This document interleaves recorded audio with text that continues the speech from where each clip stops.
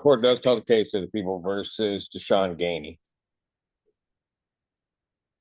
Ron Brown appearing on behalf of Deshaun Gainey, Your Honor. Mr. Gainey, can you state your name, please, sir? Deshaun Elijah Gainey. Thank you. Your Honor, I've met with him. I've shared the recommendation. We'd ask the court to adopt it. All right. Gainey, anything you want to say to the court before I impose sentence? Well, I would like to say I apologize for my wrongs, and I'm on to a better path, trying to do right. All right. Sentence of the court, $125 statutory fees, $820 restitution to Antonio Kyer payable through the court, $506.95 restitution to Meyer payable through the court. I'll make those payable 90 days after release. Well, Your Honor, he's going to boot camp. I got it, but he's eventually going to be released, so it's 90 days after release. 365 days in jail, credit 233 served, defendant to serve the balance concurrent with his MDOC sentence. All right, thank you. Thank you. So it's afterwards, and that's fine, good. Here's the sheriff. Hang on one second. We got Walker there. Court does call the case of the people versus Jerry Walker. You use. No, the clerk. All right. And Assistant Public Defendant Nick Bukovich on behalf of Ms. Walker.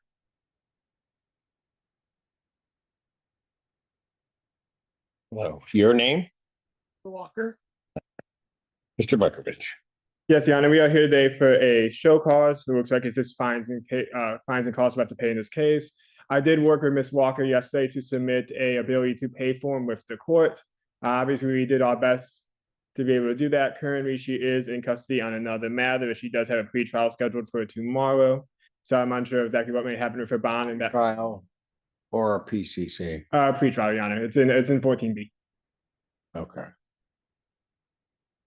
So currently, she does unfortunately have no income. She did do source of income. So at this time to pay the fines and costs. And as I indicated, I did work with Ms. Walker yesterday, Phil. To pay for them. What's holding her in custody right now? Currently, it looks like she does have a at 14B scheduled for a pretrial tomorrow. I believe the bond is $15,000 with the right to post 10%, so a $1,500 bond. Yes, ma'am. Sir, they cut me off my SSI. That's what I was trying to get to that, but go ahead. No, you can go ahead and tell me. I paid like $60 when I first yeah. And they cut me off, so I have no money whatsoever. In Section 8 is paying my rent on zero rent. So Rent through Section 8 is your portion is zero. zero, yes, sir. She's in on my case for a year. Right?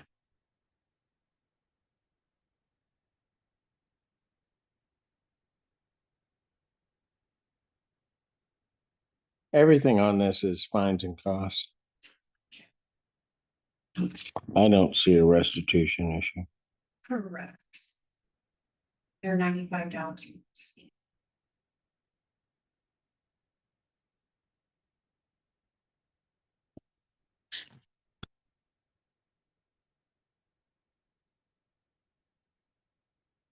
Can I say something, sir?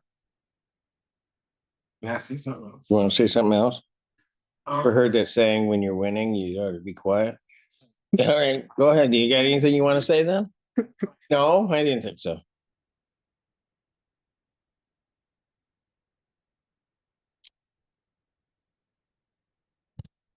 Because by the time you get out, you're gonna have to try to turn that back on. You gotta find a way to get yourself out of here prior to that point in time, even to maintain your housing. But it tells me a lot, that the fact that your rent is set at zero. I'm gonna waive all the fines and costs except the $125 state fee. Thank you. Have a great day. Okay, break that down for me. I just have to pay $125. If you want to pay it. I really don't understand. I know, Mr. Buckovich, you explain it. Ma'am, you're good. I just did a great thing. If I do say so myself. All right, you're welcome. Someday when you get back there and think about it, you're gonna think it's great too. Okay. All right? Take care, Miss Walker. We're gonna go through Dennis Walker. I'm gonna send you an attorney a message. Yeah. You can just grab them from her, 'cause she's like a hoarding, but yeah. You guys should fight. We're eventually gonna run out of custodies as they're non-public, so just, you know, What? Where's this person? coming. Kirkhouse case, people versus Theodore Edwards. I've had enough of you today.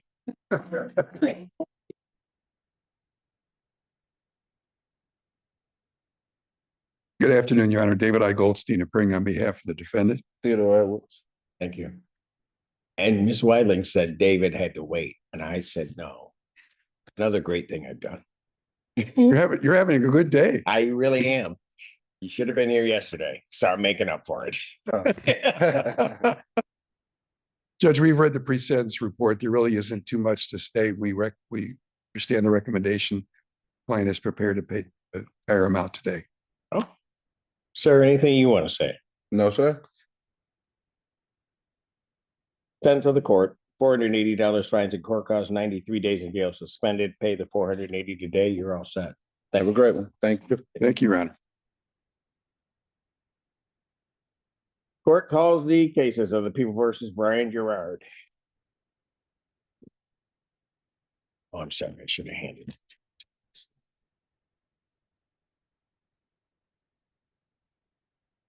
Ron Brown appearing on behalf of Brian Gerard. Brian Gerard.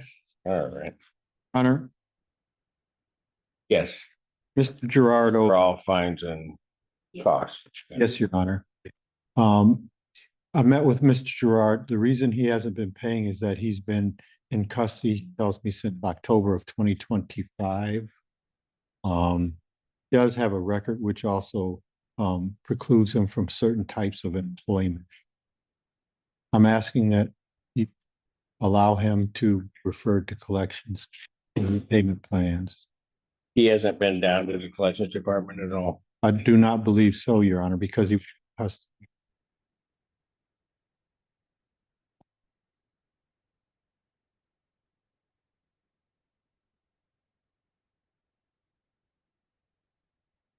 I'll indicate that in all of these, he's referred to the collections department Thank you. in all four of these. Just need you to. Just have to go to collection. All right.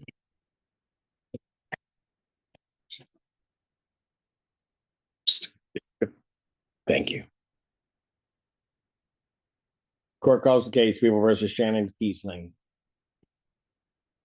Why'd you give me that then? You wanna know why? Really? Really? Did you see that? You did? You didn't do anything? See, I don't feel sad. Court calls the case, people versus Dennis Grubbs. Really, man? Nothing? Ron Brown appearing on behalf of Dennis, Your Honor. Not sure.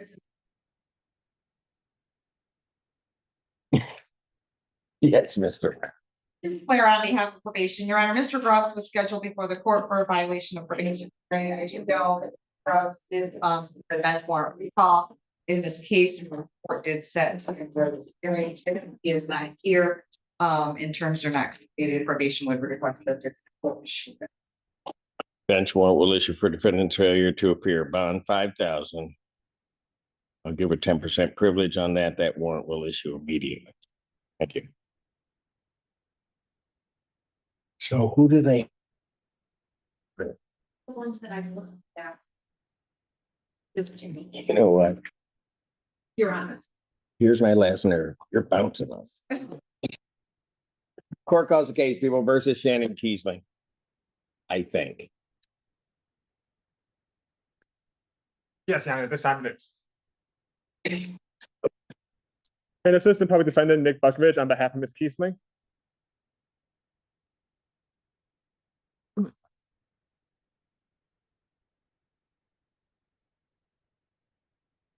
Can you hear me? All right, thank. All right. Go ahead. Your Honor, we are here today for both a bond violation as well as a sentence. Go ahead. Prefer I address the bond violation first, Your Honor? Because I'm gonna sentence her on the bond violation, correct? I believe so, sir. May I briefly approach about that? Pardon? May I briefly approach about that? You may, along with probation. Yes, Your Honor. All right, go ahead. Yes, Your Honor. As it relates to the bond violation, my client will be admitting to the bond violation. We'll be asking that she be able to admit no contest as discussed at the bench, and I'm prepared to address the sentencing recommendation when you are prepared. My client has been in custody for 10 days. So I'll be asking that she receive a sentence for this bond violation for the 10 days, for 10 days of credit served. All right. Ma'am, is there anything you want to say before I do impose sentence? You can say that. Oh, sorry. It's okay. Anything you want to tell me before I impose sentence? You can verbally tell him no. Okay, no. No. All right. Do you think inpatient's gonna help you? Yeah. I've got my whole family here because I've earned them back. I can't lose them again.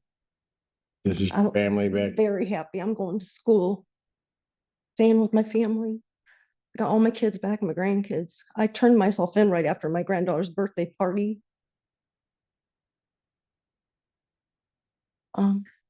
I've definitely changed. It was a rough 4 years, and I'm happy now. I just want to move forward. And we gotta keep you on the right track, right? Hmm.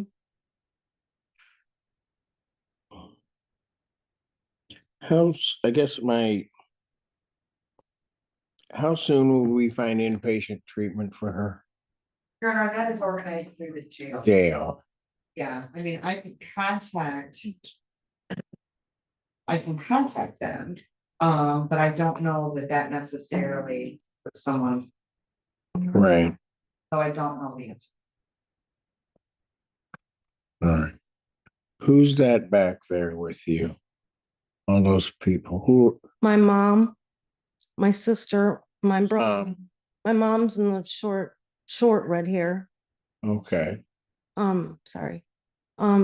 My other sister is in the short red hair. My I other, got only one redhead. we're missing one. Got it, okay, go ahead. Missing one. No, One in the salt and pepper long pretty hair is my sister, and her husband, my brother-in-law. No, he's not here. Oh, he's not. Okay, and my daughter and my son. I think I didn't see them all when I came in, so I'm not sure if they're all here. that's daughter and son at the end.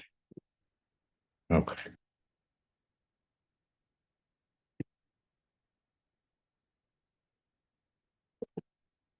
You don't have insurance that would pay for inpatient, do you? Yes, I do. Do you?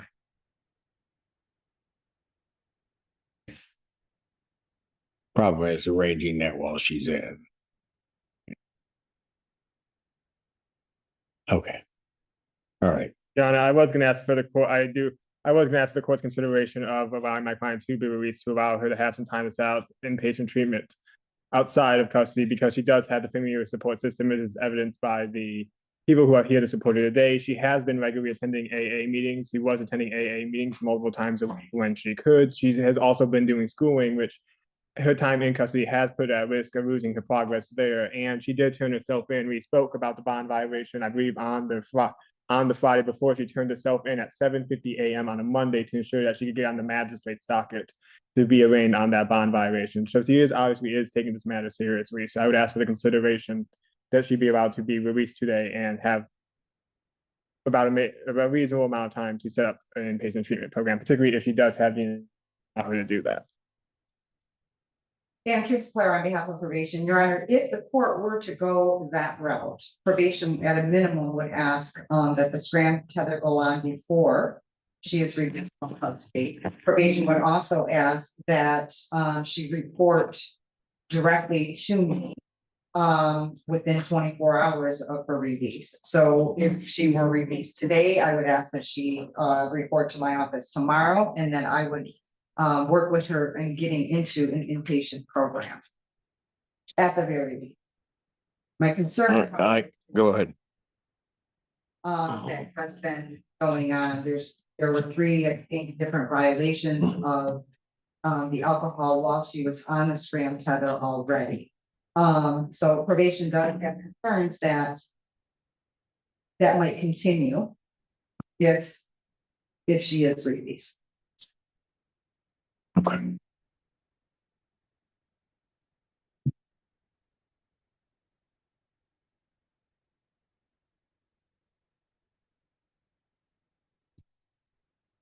Court does acknowledge this is not a serious misdemeanor as defined by statute, however, it does believe there are reasonable grounds to depart from the presumption of a non-probationary sentence. Specifically, the alcohol screening and assessment identifies the benefit of inpatient treatment, attendance at AA meetings, and abstinence from all intoxicants. Therefore, the court will follow the recommendation of probation for a probationary sentence with the stated rehabilitative goals to promote change, prevent recidivism, and to monitor compliance of recommended treatment. Therefore, the sentence of the court, and I'm going to run any sentence for the violation concurrent with this, place you on 24 months probation. You're to pay $855 fines and court costs, $100 prosecution recovery cost, $100 police agency recovery costs, and $720 probation oversight fees.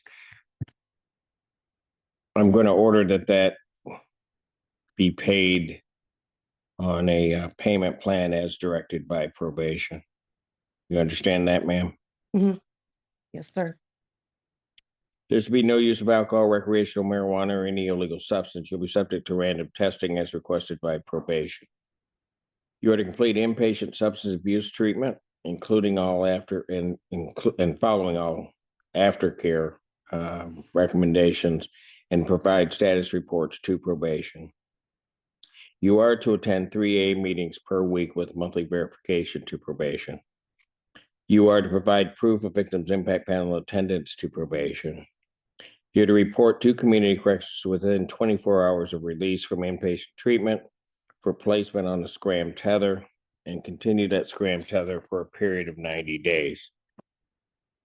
You're to contact probation within 24 hours of your release from either jail or inpatient treatment, and then report as directed by probation. With regard to jail time, in this case, ma'am, I'm going to tell you, Ms. Keesley, I'm concerned. All right, I'm very concerned, because when I put you on the scram tether, you had a series of violations. Seriously? It's my hand. What is that? You're supposed to do something, right? I don't feel safe. Anyway,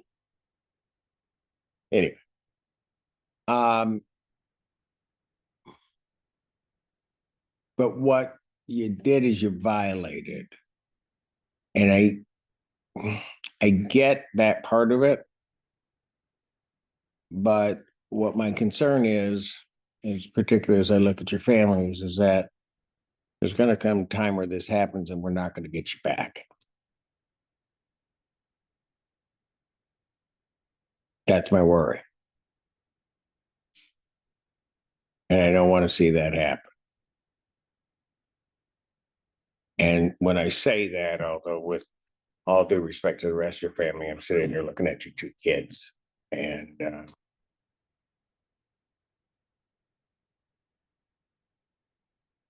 I don't want that.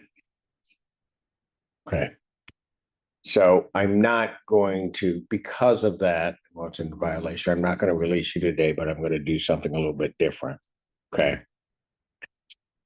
And that is that I'm going to order it as it's indicated here, 93 days in jail, credit 10. She's to remain in custody until direct release to inpatient treatment. And then the balance will be suspended. That's what I'm going to order at this point. Ms. Polera, you will check with the jail to see if we can push her up on that list. Mr. Buckovich, I suggest that you get some information from your client, see whether or not we can get inpatient set up right away. I don't want her just sitting in jail, Understood. languishing. I want her out. We've got two mechanisms to do it through the jail. She's got insurance that may be able to pay for it for inpatient. The other problem is the longer we leave her in, the less likely they're going to take her into inpatient. So let's do that. And what I will do then, although it's unusual, I got next week. Say that again. I have next week. I'm on the docket next week, Yes, sir. 3rd. All right.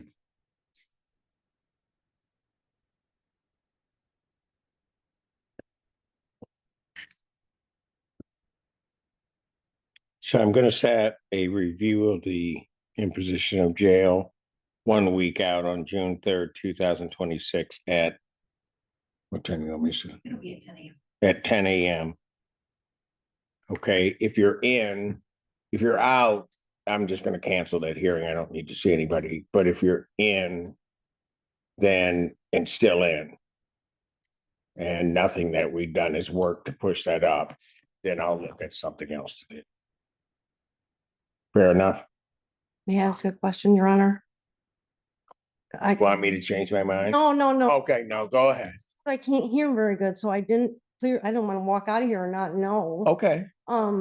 So I'm staying until they get me into in treatment. Yes. Oh, I'm sorry. Yeah, well, I'm looking to want you to leave here where you have those things. You've got a family that's behind you. Mhm. I want you to be positioned to give yourself the best chances of success. That's going to be inpatient treatment to start with. Okay. So what I've done is I ordered you to stay there. We'll use the programming that's in the jail to see if we can get you in inpatient treatment. If we can make that happen sooner, then we're going to try to do that. In the interim, your attorney also is going to be trying to work with getting you into inpatient treatment, or at least understanding how we can try to do that. You've got insurance that may be able to pay for it. So if you've got that, then we can do it. It might be also, since you've got insurance, that the jail may be able to use that to get you headed that way. Now I say that, but I'm not hopeful on that, because usually you may have the kind of insurance that won't allow it to happen that way from jail.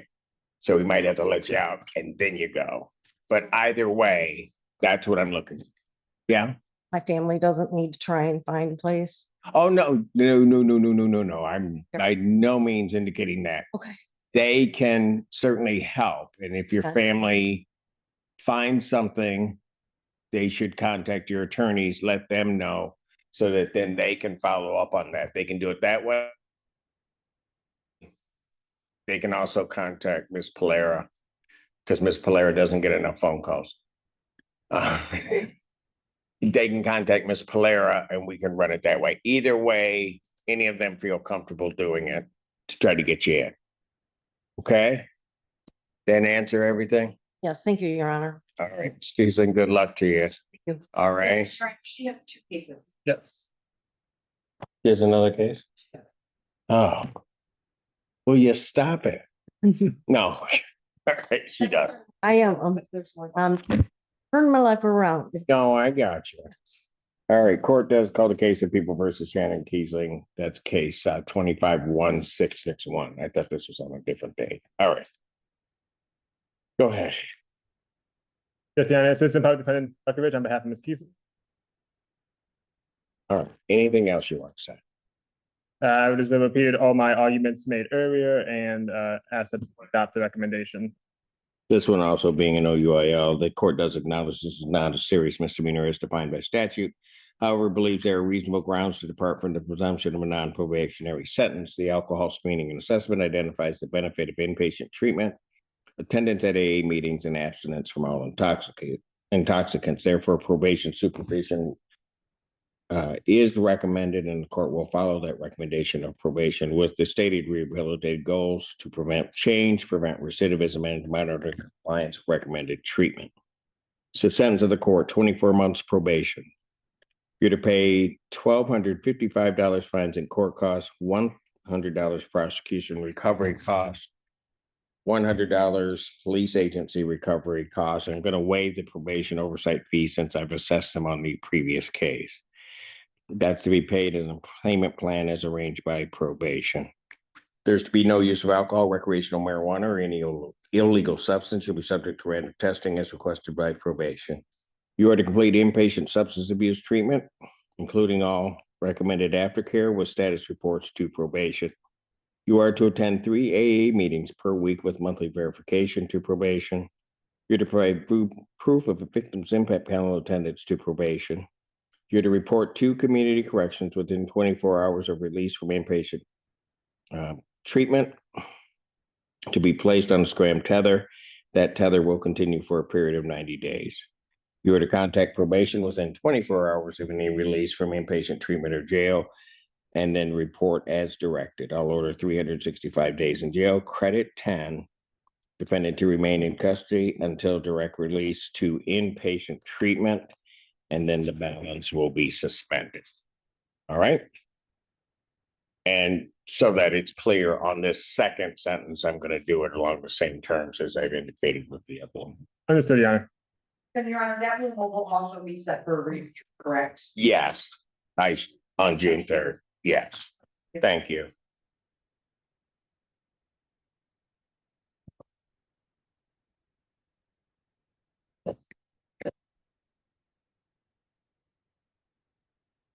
All right. Keep saying good luck to you. See you. You're welcome.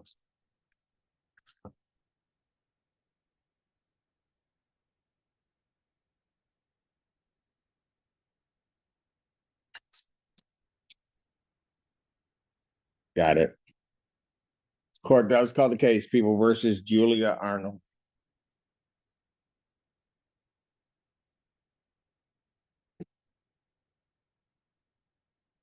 Truth Claire on behalf of probation. Your Honor, Ms. Arnold was scheduled before the court for a review hearing on a prosecutor deferred sentence. She didn't meet all terms ordered by the court. For appearance, probation's recommending the court prosecutor deferred as a discharge from probation with improvement. So order. Everybody else is in custody. Got it.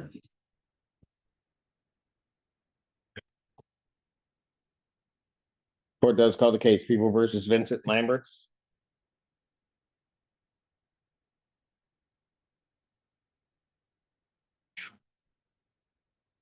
Ron Brown appearing on behalf of Mr. Lambert, Your Honor.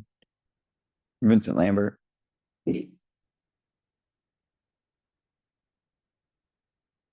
All right, he's here on a show cause. Yes, Your Honor. Go ahead. Your Honor, I believe my client owes the court fines in this matter. Yeah, I've got.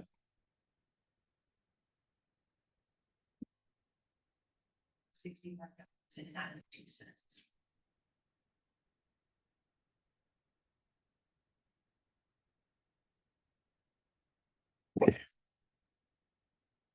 Well, yeah, the minimum statutory fees, it's really the restitution.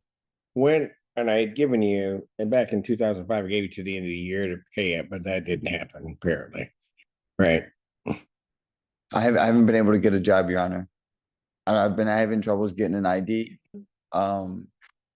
Re-entry people here were trying to help me and they were still unsuccessful with helping me get an ID. Got it. Collections Department, because and let me tell you why I'm really do anything, because I gave you when you were sentenced here, I gave you the minimum, that's just the state fees. And the rest of it, besides some other fees that are on there, which I'm not really worried about, is restitution to TJ Maxx, which I can't do anything about. Okay. All right. Thank you. Thank you. So.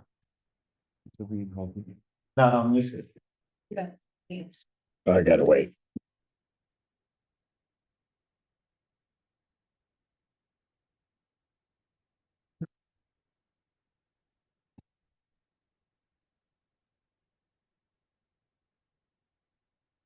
What? I like him. Okay. Yay.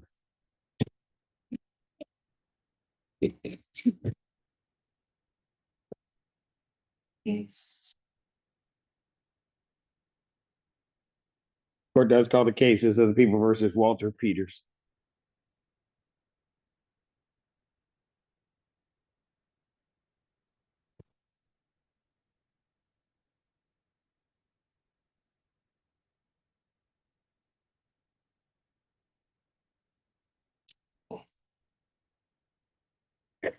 Good afternoon, Your Honor. Robert Ellman with and on behalf of Mr.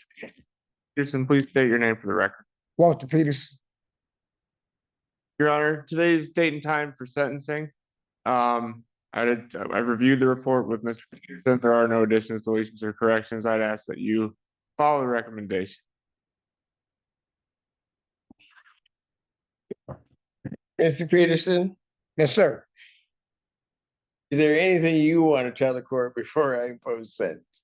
I forgot the cliche, it ain't what a person say, it's what you answer to.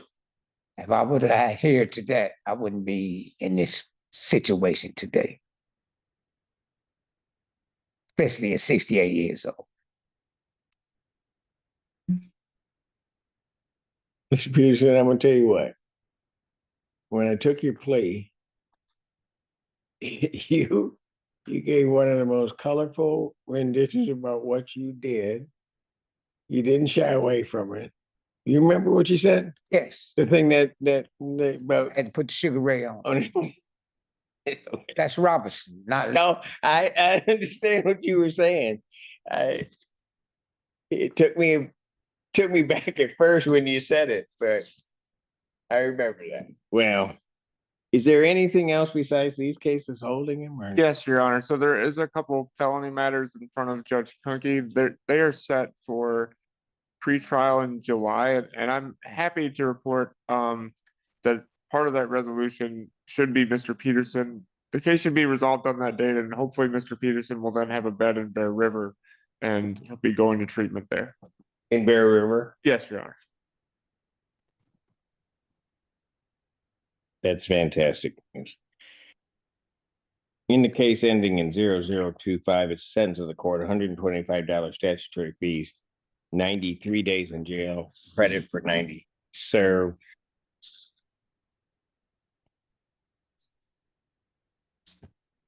And in the case ending in 0322, same sentence of $125, 93 days in jail, but credit 86 days served. The balance, I'm not going to do it that way.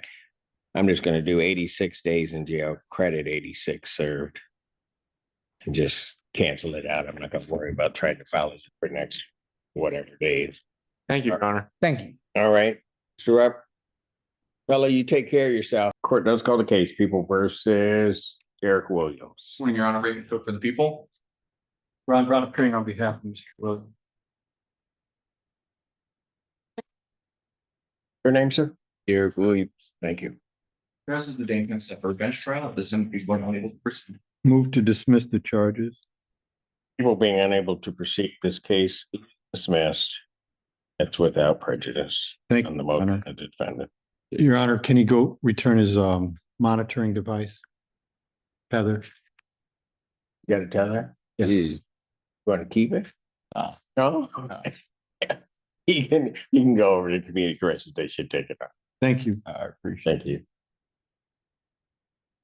You know, nobody wants to keep their tethers. I don't get it. Nobody's. And so.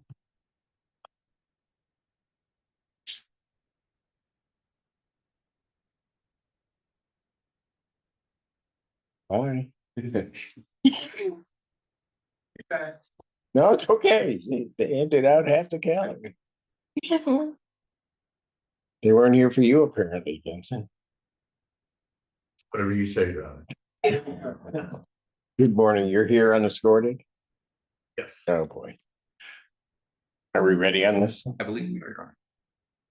Court does call the case, People versus Aaron Williams. Morning, Your Honor. Raymond Cook for the people. Michael Vincent, on behalf of my client. Sir, why not? State your name, Judge. Aaron Williams. This is a daytime separate.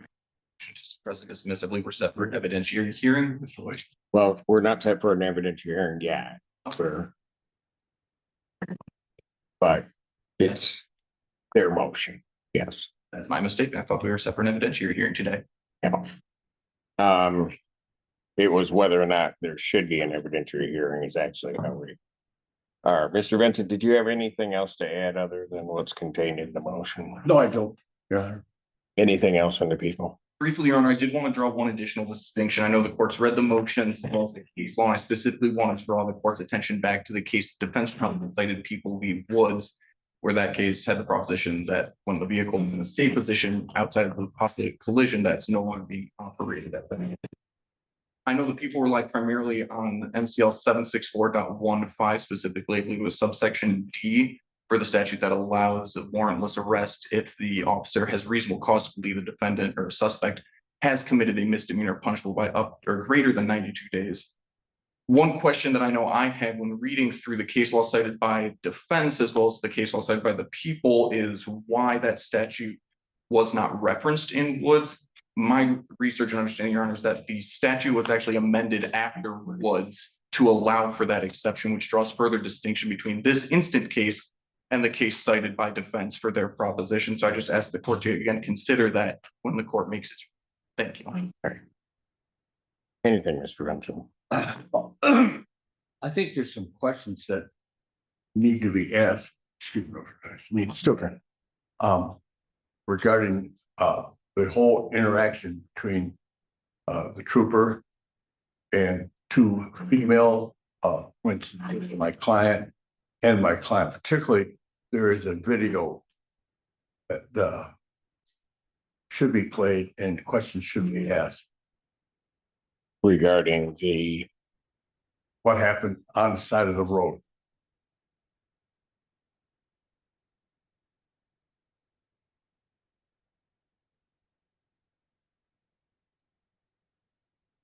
Well, one of the questions I do have, and I don't know if counsel can answer it, is if there's a question, and I think it's indicated in the statute about being on the roadway. One of the things I saw, the part of the distinction between what defense counsel and was arguing and what the people had asserted is, and I guess maybe part of it can be answered, and I don't know if we've changed the analysis, is what is the roadway? And the roadway under the traffic code has a specific definition. I don't have it in front of me, but that was one of the issues. And I don't know, I'm familiar with the area of I-94 Interstate. I'm not sure specifically where they're located, which might answer the court's question or not. I was also, frankly, a bit curious, and if it indeed happened, but it certainly was indicated by the defense that that the vehicle was stationary, and then at some point, and I don't know if it was running, I don't think that was necessarily indicated, but at some point then the trooper asked the defendant to move the vehicle. I don't know, when it's not really stated in here, why that particular thing occurred in the case. Suffice it to say, in my mind, I think, and I understand the references to the statute, but I think to apply the statute, I need the factual circumstances. So what I am going to do is I am going to grant an evidentiary hearing in this matter. So I'll grant the motion. When do we want to do this, and when would the troopers and others be available? Your Honor, I thought that we were going to have an evidentiary hearing. My trooper is present today. If the court wants to conduct testimony, if defense counsel is prepared, I am ready to proceed with that hearing immediately, or I can ask the trooper for her available dates in the future if the court and defense want to set this out for a separate date. This is at least one civilian witness that, according to the police reports, that talked to the trooper about my client. I don't believe she's here today. So I mean, Is that the, I don't know what every party was that the girlfriend? I believe Or- that's what defense counsel is referring Yes. to. Because I think, weren't there two women there? Yes. Outside of the trooper.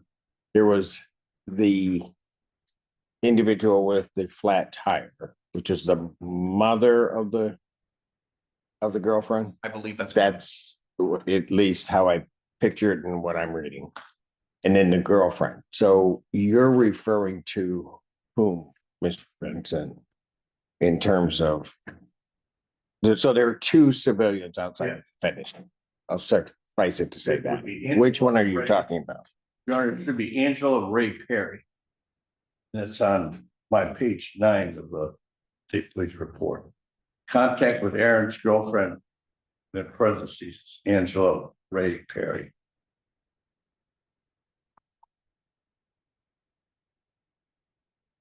Okay, and your position would be that the people should secure that witness. Or- Yes, but perhaps I talked with, prior to our hearing, whenever that's going to be. I don't know how available she is, or if we can make some sort of agreement about what's in the police report that won't be in the hearing. Trying to be delicate right now. And I know myself and being Well- delicate, oxymorons, but Me, just ask this, since it's at the point of an evidentiary hearing. You said it was a conversation that she had with the trooper. yes, I'm going to presume, and I don't know, you guys have seen the evidence, I haven't seen everything. That any conversation that she's having with the trooper is going to be on body cam. And we, with or without her being present, we're going to know what that conversation was. but I would like to, if that conversation is going to come in, I want to be able to cross-examine her as to what she said and why she said it and when she said it regarding this. And it's Okay, right, and I'm not. That's fine, I guess. So it isn't necessarily entirely the substance of it. You want to cross-examine her as to certain, yes. as to maybe meaning or whatever. Okay, I get it.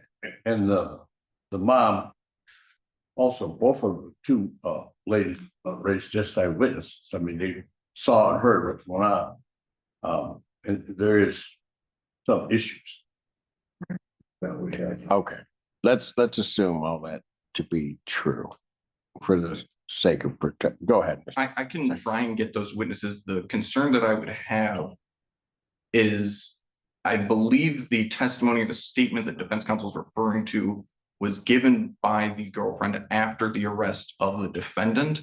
And if the court is conducting an analysis as to the reasonableness of the arrest, I'm not sure how much we can use that post-arrest statement to justify the arrest. Maybe that's a better argument for when we get to the hearing itself. Again, if the defense wants, we I can don't get think that. it's that clear. And Pardon?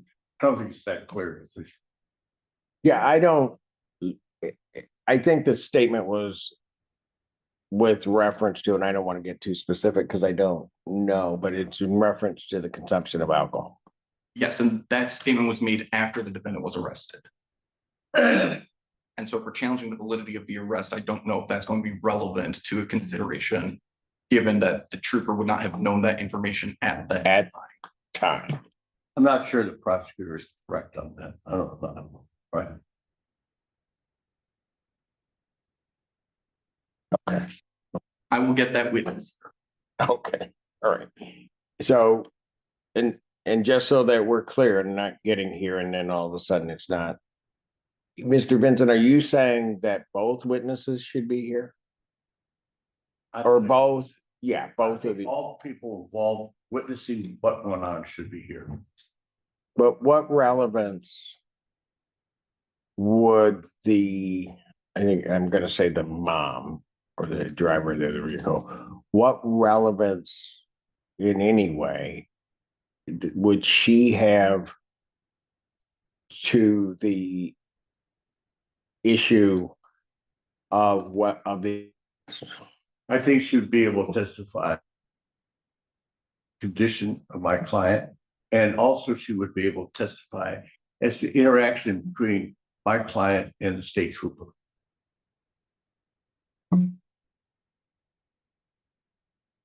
But just by way of profit, what is she gonna tell me about that interaction that I'm not gonna be able to see?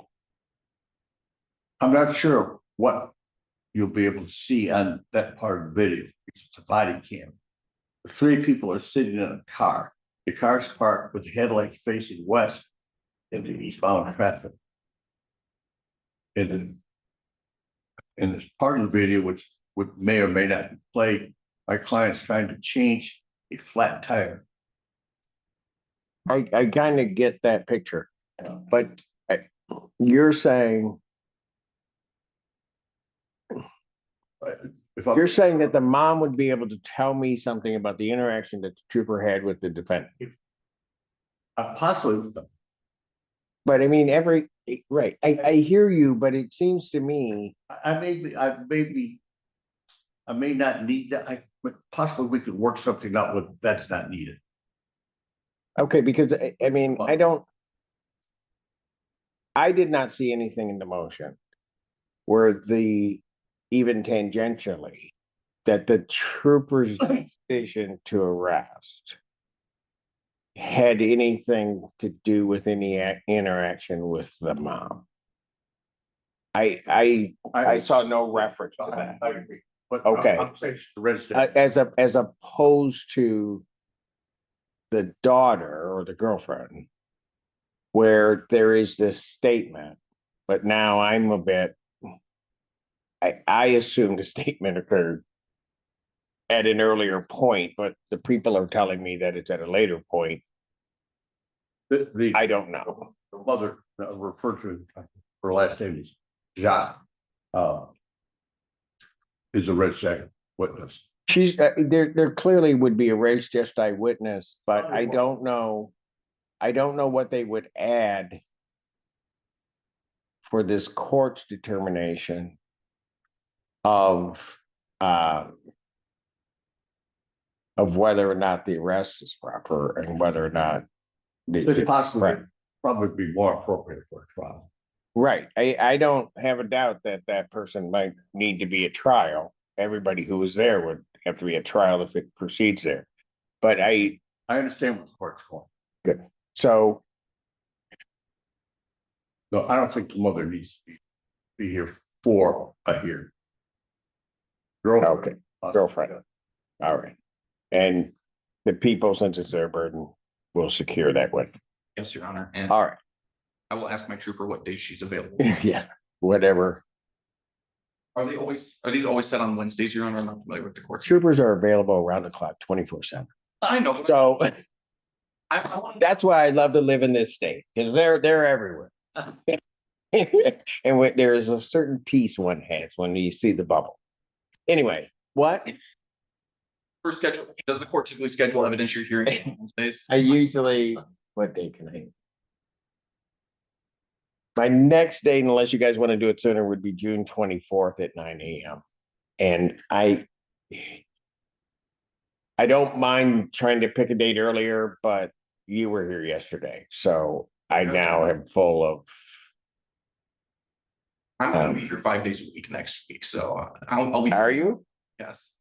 Well, welcome. We should have lunch. No. I've got another motion on that date, What date? 24th of June.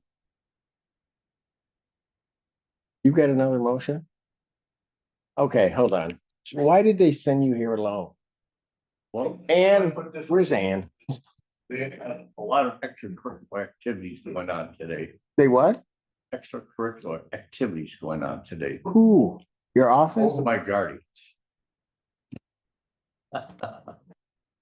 Ann?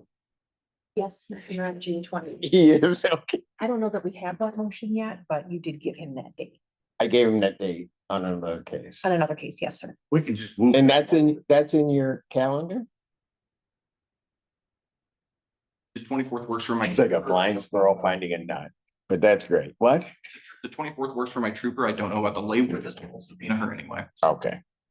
So if we could just move down a bit. A couple of years. If we could do what? I have a motion in besides this gentleman, Mr. Downer. On the 24th? Yes. And so what do you want me to do? So I can tell you no? Been married a long time, Your Honor. I'm used to the word. And that, I am not going with you on that.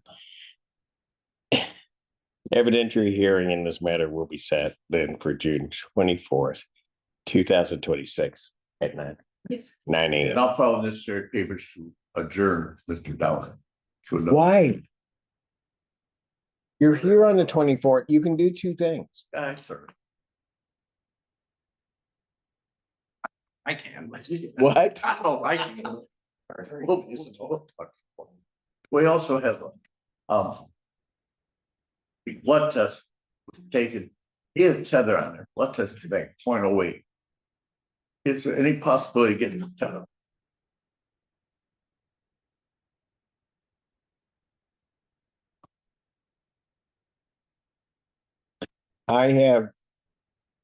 I set the condition and realized the blood alcohol content was 0.083 as alleged, but I also have an indication that there's a prior.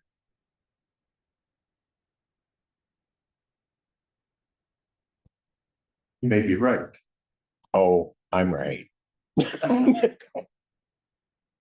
So, in reference to that change, I'm not going to change that bond condition. Anything else? Nothing from the people, Your Honor. All right. If at an appropriate time, I need about another issue. All right, very good. Thank you, Drew. Paul Grimes. 14A District Court for County of Washington, State of Michigan is now in session. All those having here, You may be seated. Mr. Cook.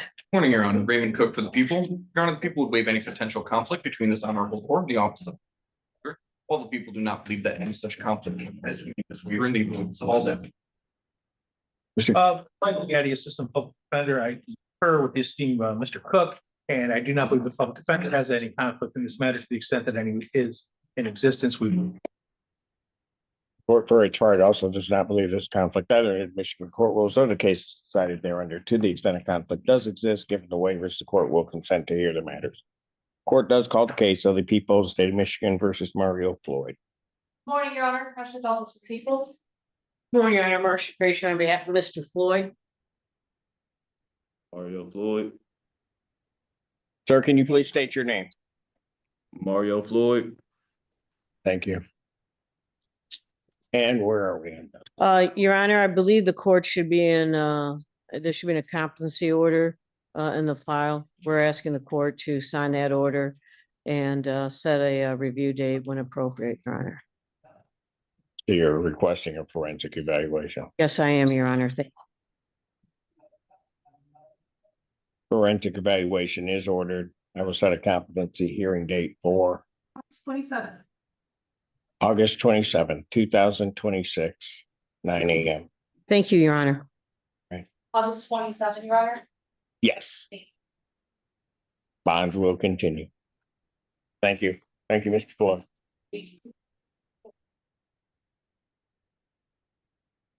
Court does call the case of the people versus Wilnisha Crosby. Can I just go for the people, Your Honor? Good morning, Your Honor. Assistant Public Defender Davy Lieba on behalf of Ms. Crosby. How you doing, Your Honor? Wilnisha Crosby. Ms. Crosby, could you state your name, please? Wilnisha Crosby. Thank you. And Your Honor, we're going to be requesting an adjournment. Ms. Crosby did just enter treatment and we're certainly still discussing the matter with the prosecutor. So she just entered treatment? And what is the length of the That I'm not aware of yet. I'm still working to find that out. I was just able to reach her yesterday. Gotcha. Okay. Well, why don't I do about a 30-day and let's see where we are. Thank you, Your Honor. Probable cause conference without objection will be adjourned June 25th, 2026, 9 a.m. Fine, continues. Thank you. Thank you, Your Honor. Thank you. Thank you, ma'am. Court does call the case People versus Delmonte Joe. As the eldest for the people. Morning, Your Honor. Wendy Barnwell, P42-505, on behalf of Mr. Jones. Mr. Jones is present on Zoom. Jones, can you state your name, please? Delmonte Jones. All right, very good. What are we doing? When I'm asking for an exam, I did receive 3 packages of electronic discovery as well as paper discovery. All right. Everything? I don't think so, Your Honor. There's potentially more video coming from the University of Michigan Police Department. I'm not entirely sure if that's all or not yet, but there could potentially be more coming. I understand wanting to get it set. Mr. Jones remains in custody. We could look for a potentially good date. I will flag for the court, one of the co-defendants events that happened afterward is also set today. Hasn't been called yet, which is Mr. Elman's case. And I don't know if those need to be going together or not. But Council approach. would the court like Mr. Elman as well? Yes. Shoot. My bad,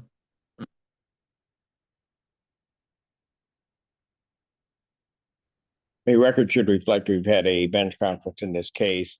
Discovery is complete, except that there are more videos coming, but defense counsel, given the timing that we're going to do, is going to feel comfortable doing it, and the court will allow that. There's a belief that the witnesses will be available on the date of the 29th. I will set this then for preliminary examination, June 29th, 2026, 9 a.m. That is before me. As a special day. That's a Monday. So, Mr. Jones, we're coming back on the 29th of June. You'll see me long before that, okay? Bond will continue. Thank you. And I have indicated to council, understanding that there's other discovery. If another date has to be done, that contact my office and we'll figure it out. Okay. Thank you, Judge. Thank you. Court calls the case of the People versus Mamadou Diallo. Good morning, Assistant Public Defender Davy Lieba on behalf of Mr. Diallo.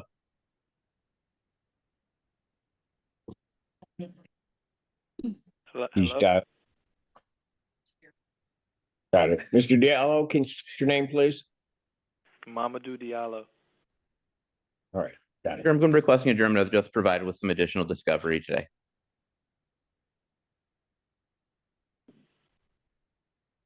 Probable cause conference, June 18th, 2026, 9 a.m. Thank you. Bond continue. Thank you. All right. Court calls the case of the People versus Stephen Huska. Michael Gaddy, Assistant Public Defender on behalf of Mr. Huska, who's here from, I believe, the Huron County Facility, Judge.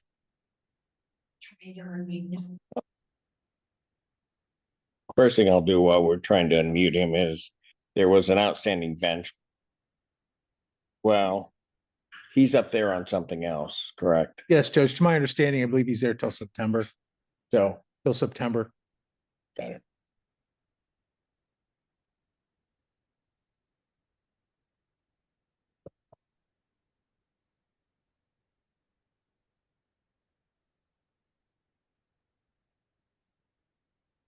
Are we trying? Yeah, but it's not one of his next verses, it's right, so.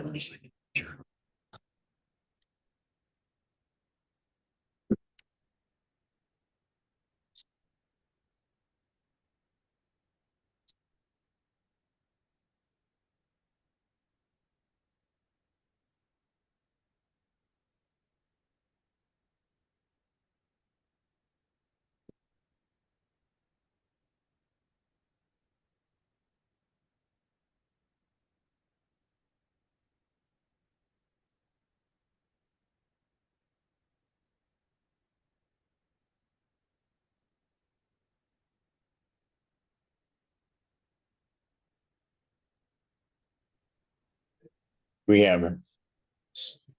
All right, thank you, officer. You're welcome. Sir, state your name. Stephen Hospital. All right. Your Honor, I was able to have a call with Mr. Husky yesterday, thanks to the folks at the Huron facility, being really cooperative. And I have had a chance to discuss the matter with the people. However, the contacts were flipped in a not the most useful way. So I'd ask for a brief adjournment so we can seek to resolve this matter. I think we will be able to. All right. Probable cause conference without objection will be adjourned to June 18th, 2026, 9 a.m. Thank you, Your Honor. Bond continued, but bench warrant will remain outstanding. Custody there. All right. I've got to take a very important call. Court's on standing recess. Court calls the case People versus is it Torino Rogers? Morning, Your Honor, Raymond Cook for the people. Assistant Public Defender Daffy Lee before Mr. Rogers. Got him. He's a line. Oh, there he is. Mr. Rogers, can you state your name, please? Torino Smalley Rogers. Thank you. And Your Honor, we'd like to set this for preliminary examination, please. Discovery is complete. And what facility is he in? GCS. All right. Pardon? 2 or 4?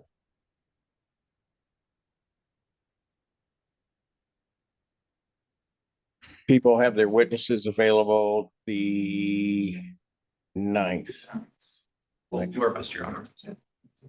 Well, no, that's not gonna be 2 weeks, is it? Pardon? That's not 2 weeks. I gotta go to 16th. That should work. All right. Preliminary examination in this matter in person will be set June 16th, 2026, 9 a.m. in person before Judge Moore.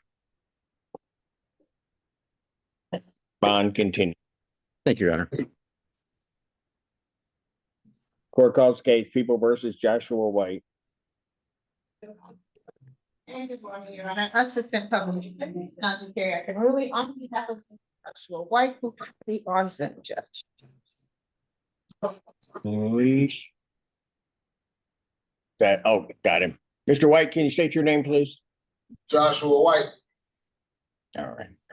Your Honor, we're asking for an adjournment. We're working on making contact with Mr. White. I've sent an email and called, but I've not been successful yet. All right, they need at least 4. I don't honestly know where. West Virginia is my understanding. Got it. Is that right, Mr. White? Yes, ma'am. All right, let's do 4 weeks and that will be enough time for the writ on that. June 25th. 2026, 9 AM, bond continued. Thank you, Judge. Thank you. Thank you, Mr. White. Thank you, Judge. Court calls case of People versus Lewis Gaines III. Marcia Creech on behalf of Mr. Gaines, who's approaching. Come up here, sir. Mr. Gaines, can you please state your name? Lewis Gaines III. I have before me a plea form. Is that what we're doing? Yes, Your Honor. Kate said he's gonna plead no contest to an added count 2 of aggravated assault, the 1-year offense upon a successful plea to that charge. Count 1, as well as the case 26F5 5068FY in its entirety will be dismissed. The defendant is agreeing to pay full restitution on that dismissed case. In addition to any restitution on this case, defendant is also agrees to participate in the 15th District Court Mental Health Treatment Court. That is the court's full understanding of the agreement. That's correct, Your Honor. That's accurate, Your Honor. May I have him sworn? Solemnly sworn to affirm the testimony you're about to give will be the truth, the whole truth, and nothing but the truth. So help you God. Yes, I do. State your name. Lewis Gaines III. Sir, courts understand you're going to plead no contest to the charge of aggravated assault. That is a misdemeanor punishable by up to 1 year incarceration, a $1,000 fine plus court costs. Do you understand that? Yes. All right. Do you understand what a no contest plea is? Yes, I do. I've explained it by myself. Two things about it. I have to make sure that you understand it. First of all, it means that you're not further desirous or wanting to contest this charge. You understand that? Yes, I do. Second thing is that for purposes of sentencing, the court would treat you the same as though you had pled guilty. You understand that? Oh, yes. All right. You understand also, sir, that while I'm taking your plea, I would not be your sentencing judge, and you would be sentenced before Judge Perry in the 15th District Court. Okay, yes. Okay. You wish to plead no contest? Oh, yes, I did. The basis for the no contest plea? Potential civil liability, Your Honor. All right, sir, to that charge, how do you plead? No contest. Do you understand that by pleading, you'll not have a trial of any kind? Yes. You signed an advice of rights form, is that correct? Yes, I have. Any questions about those rights? No. Look at paragraph 5. You'll see a copy on the podium. Those are your rights which are part of a trial. You understand by pleading no contest, you're giving up those rights as well as all the rights on that form. Yes, I do. You understand you're giving up your right to appeal of right. Yes, I do, Your Honor. Are you on probation or parole? No, I'm not. Anybody promised you anything other than what's been stated here today to get you to plea? No, no one has. Has anybody threatened you or coerced you? No one has. You're doing this voluntarily and of your own free will? Oh, yes, I am. All right. Court has been provided and has reviewed Ann Arbor Police Department report for their case number 2614707. Any objections to the court having reviewed that? None from the people. None from defense. Based upon a review of that report, the court does find that there's a sufficient factual basis in which the court could determine the defendant's guilt of this offense. Sir, I do have to apprise you that if between the time of my acceptance of your plea and the time of sentencing, if you commit misconduct as defined by the Michigan court rules, would not be entitled to withdraw your plea, and the court would not be bound by any sentence evaluation or recommendation. You understand that, sir? Yes, I do. All right. Is counsel aware of any other promises, threats, or other inducements which have led to this plea? None from the people. Defense is not aware of any, Your Honor. And have I complied with the court rule? Yes, Your Honor. Defense believes the court has, Your Honor. Court will accept the defendant's plea to count 2. Count 1 is dismissed, as well as case, what's it, 20-5 Pre-sentence investigation and report is ordered at 15th District Court. Sentencing in this matter will be the day. June 16th, 30. They did not provide a date. June 16th, 2026, 8:30 before Judge Perry. Your Honor, may I briefly address bond? May. Your Honor, my client has resolved these cases. Now, my client is currently residing at Avalon Housing. I've been in contact with the coordinator and the court liaison. Mr. Gaines has been incarcerated since this incident, and he needs to get back and secure his apartment and make sure that his belongings are secure. We're asking for a PR bond in this case, Your Honor. But obviously, Sounds from the people. All right. I'm not gonna, at this time, grant a PR. I have no objection to a PR after he's interviewed and properly placed court, but the court has no objection to that. okay, so after interview, then he gets a PR bond. Okay, thank you. Correct. I think. Thank you. Your Honor. The PSI. Yes. I think you want what? Court does call the case People versus Noel Sims. People, Your Honor. I'm sorry, Judge, did you call Noel Sims? Yes. Assistant Public Defender Jay Bellinger on behalf of Mr. Sims, who should be approaching. Sims? Oh, I apologize. Thank you. Can you state your name, please, sir? Noel Glenn Sims. All right. Your name, briefly, You may. All right. Record should reflect a bench conference in this case. There is an amended complaint adding a count 3, which is domestic violence 3rd. As to the arraignment on count 3. Your Honor, I just was informed about this late yesterday, did not have an opportunity to talk to my client about that. I would still waive a formal reading and stand mute at this time, and I'll be able to go over that with him later. All right. Defendant having waived formal reading count 3, standing mute. Court will enter a not guilty plea. All right. And I think also because of the way this is structured, count 2 is dismissed. Correct, I'll give him count 2. No objection. No objection. All right. Count 2 is dismissed. All right. And what are we doing? Your Honor, we are asking to set this matter for preliminary examination. As far as my knowledge goes, discovery is complete on this. And would the people have their knives? Excuse me. People have their witnesses available the 9th. Preliminary examination in person will be set June 9th, 2026 before Judge Garwood. That's at 9 a.m. Thank you, Your Honor. And if I may briefly address bond. Okay. Your Honor, my understanding is that there was a violation earlier on in this case. I am asking that the court, my understanding was that warrant was set aside. He was set for today on that. I understand some of that had to do with an allegation regarding a complaining witness in this matter in contact. My understanding, based on talking to my client, is that he dropped a car off at his neighbor's house. This complaining witness lived next door. My understanding, based on talking with my client, is that he never had contact with her, direct or indirect, but that he was just dropping a vehicle off. The report does state that he was out in the state of Ohio where he currently lives. So he would be asking permission to go back to the state of Ohio if the court would consider his release. I'm asking for a PR bond. There's the allegation too is that he didn't have a license. I'm sure the court has the report in front of it. So he was brought into custody on his tickets and known. Yes, correct. As far as I know. It's fine.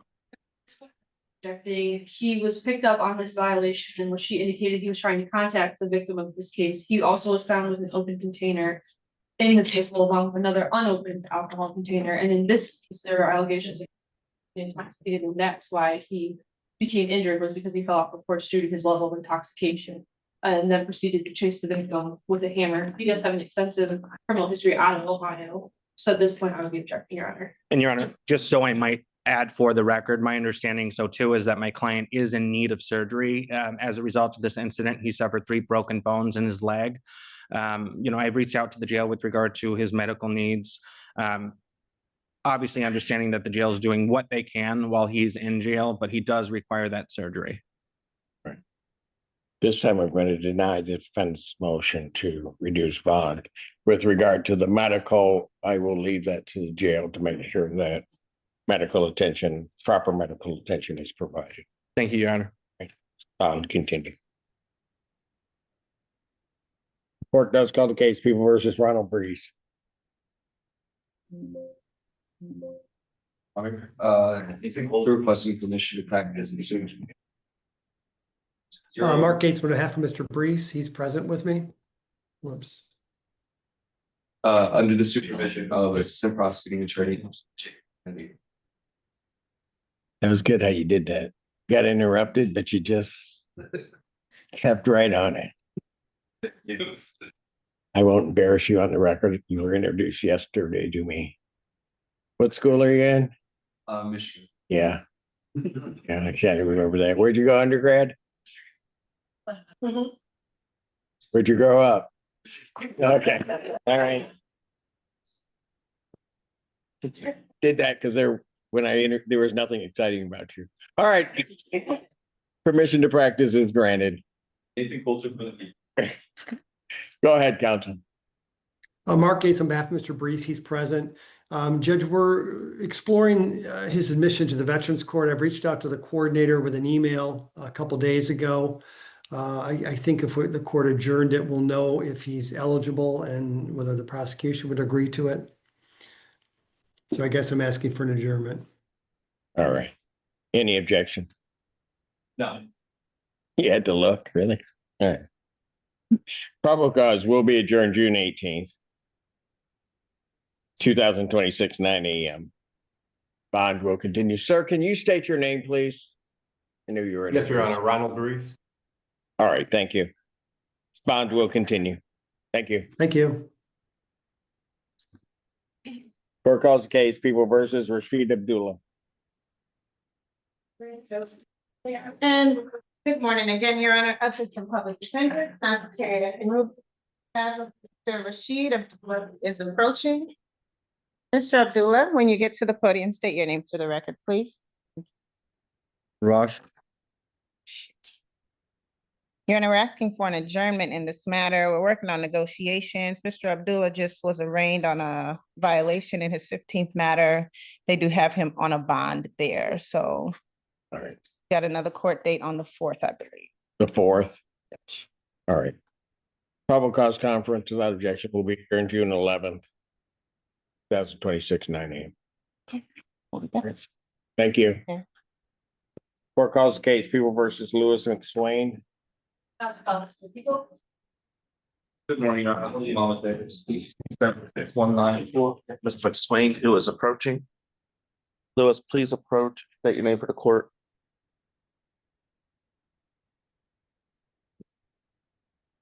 State your name. Lewis McSwain. Thank you.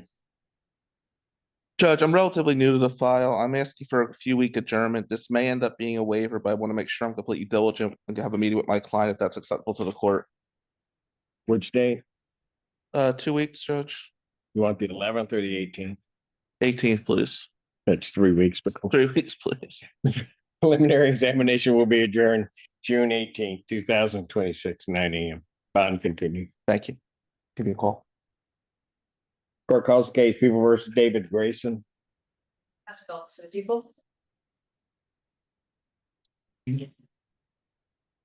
Kevin. Go ahead. Stephanie Cannon on behalf of Mr. Grayson as it relates to case number ending in 1037. Good morning, I'm Rob Dickel on the other matter. I just, they should be bringing them out.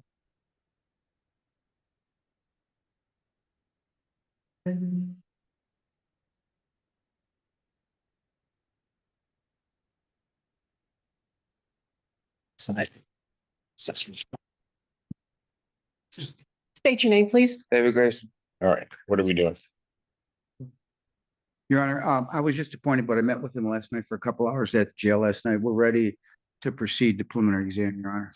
Your Honor, my client is requesting a preliminary exam as well. In addition, and speak to my client, he has made the request for inpatient treatment. He understands that if that is granted, it will be with tether. I did provide it for computer as form.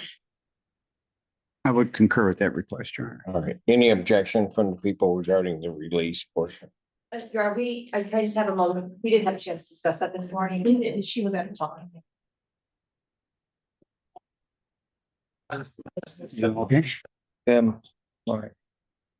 Okay, We're trying to get sure. because Yeah. Please. Oh,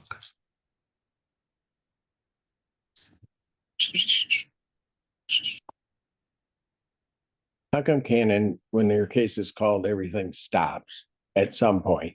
Sparkling personality, Your Honor. Not the answer I was gonna give, but okay.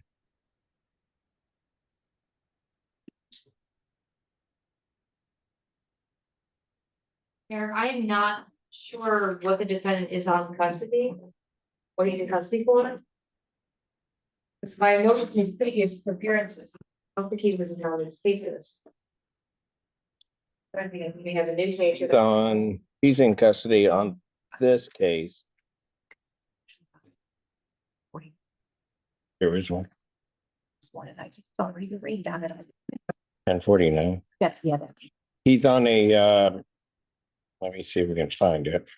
I think there's a community corrections violation in 1049, Mr. Clearwell's case. I don't know that I have a copy of that just yet. If I did, I missed it.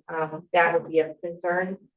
He was previous, and he's on that bond violation. He was already arraigned on that, and that's why he's in custody. Must be an old one. Thank you. I'll leave it to the court's discretion. All right.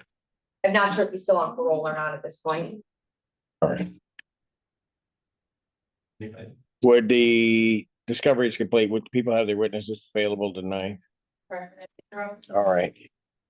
Preliminary examination will be set in these matters for June 9th, 2026, 9 a.m.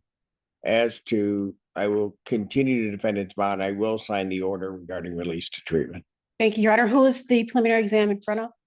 Just a moment. Bar, thank you. I'm sorry, Your Honor. No, you didn't need me. Fine. Fine. I'm good. That's at 9 a.m. Thank you. Appreciate it, Stan. Or the order signed. Court does call the case, People versus Eric Buckner. Good morning, Your Honor. William Montague, 7619, for behalf of Mr. Buckner. Eric, please state your name for the court. Eric Buckner. Right. June 16th or June 18th. Yes, please. All right. Any objection? All right. Hearing none. This matter is adjourned June 18th, 2026, 9 a.m. Thank you. Court does call the case of the People versus Suffolk Kent. Good morning, Your Honor. Jacob Kennedy on behalf of the people. Ready, Judge. Portia, the Assistant Public Defender on behalf of Mr. Kent, who should be in custody, Your Honor. Yes, Kent. I'll get that for you just momentarily. Mr. Kent, please state your name for the record. Secra Kent. Thank you. Thank you, Judge. I have spoken to the people and to Mr. Kent about this matter. My saying is there may be some additional discovery and possible some new charges may be added. We'd be asking for a two or three week adjournment to find out where we're gonna land on those things. All right. I'll need a green sheet. Any objection? No. Thanks. Probable cause conference, June 18th, 2026, 9 a.m. Bond continued. Thank you, Judge. Thank you. Court calls case People versus Tanisha Moore. Your Honor, Raymond Cook for the people. Good morning, Your Honor. William Amadeo, P7619, probably Miss Moore, who will be to my right. Tanisha, please state your name for the court. Tanisha Moore.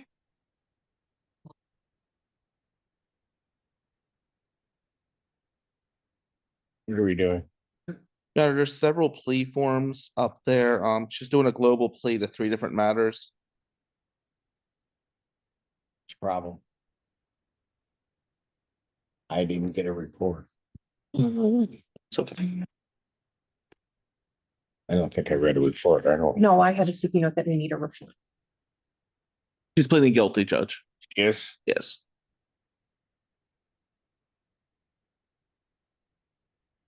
And the third. Up today. Okay, the third file is a misdemeanor that's not up to date, but I have these two. Yes. That we can. All right.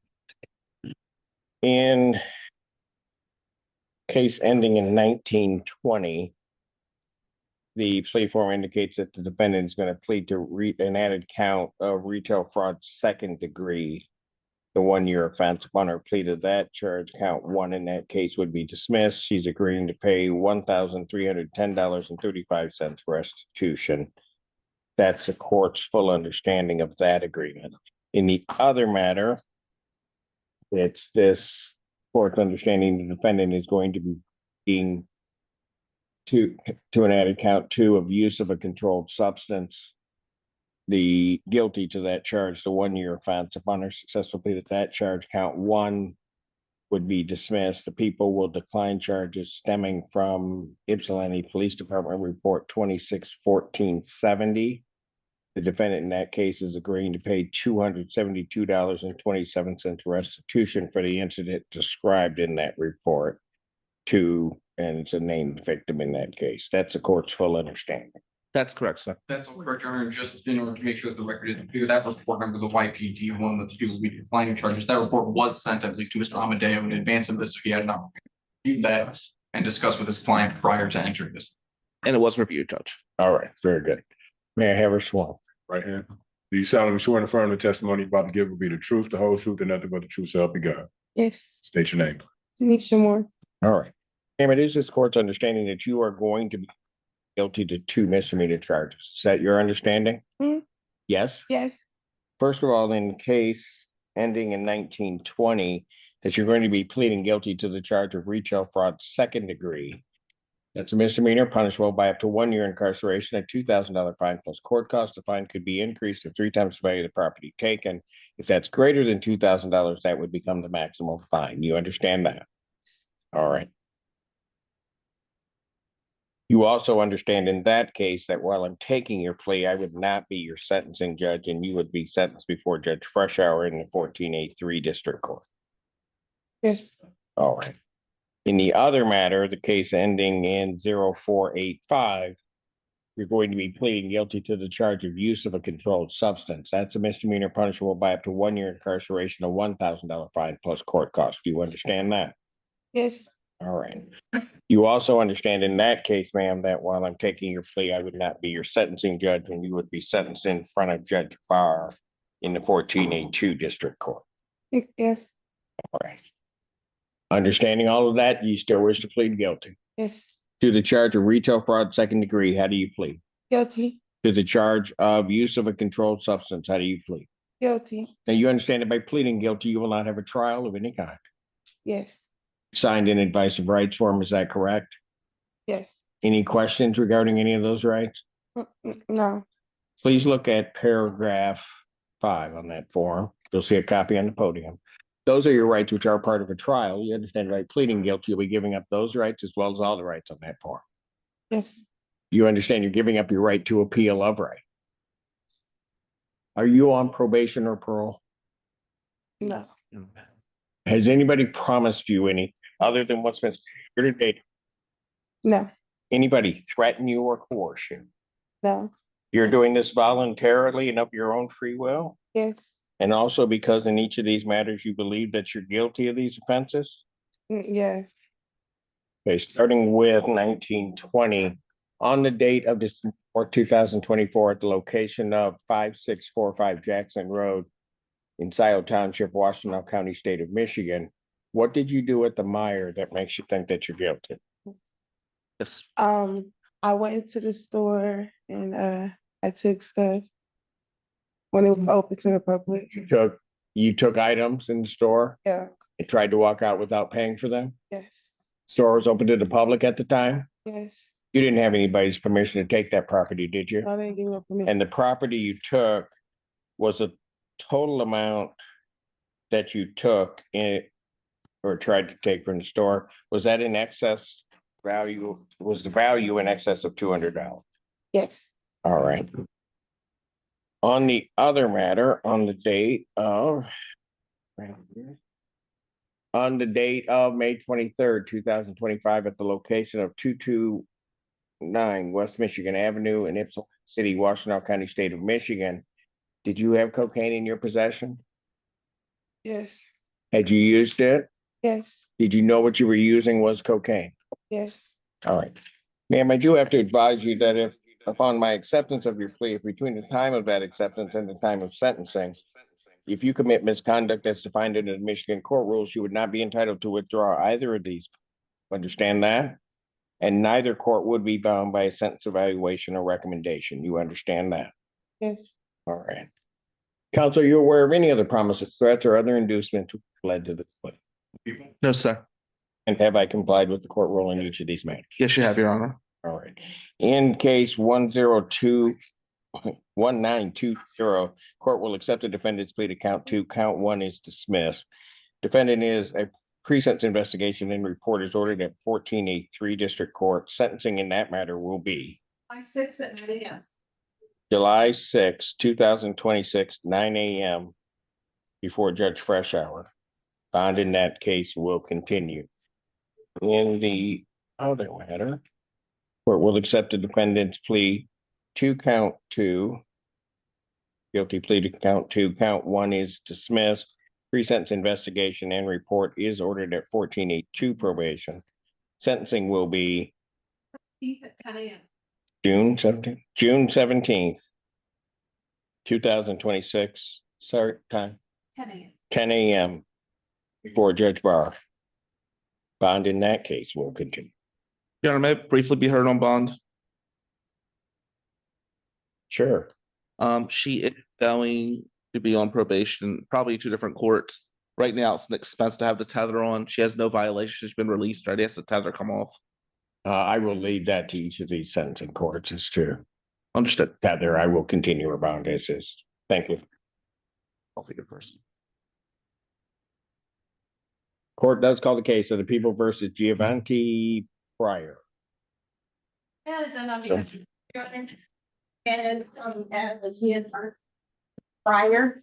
Your Honor, I am requesting an adjournment in his case. I need to meet with my client to have meaningful conversation with him. It's been a bit of a struggle at the jail to meet with him, but I will tell you that an investigator is on his case also. So 2-week adjournment, please. Matter without objection, June 11th, 2026, 9 a.m. Thank you, Your Honor. Thank you. Court calls the case People versus Jason Hadu Banks. Good morning, Your Honor. If the court please, Mark Quigg on behalf of Mr. Banks, who is approaching the podium. Your name, sir? Jason Hyde Banks. Thank you. What are we doing? Your Honor, I've spoken to the assistant prosecuting attorney. At this stage, I'd like to just set it for an exam. It may get waived down the road, but I need to do a bit more investigation. So I'm asking that to be set for a preliminary examination. Is all discovery complete? Yes, yeah. And the people would have their witnesses available the 9th? All right.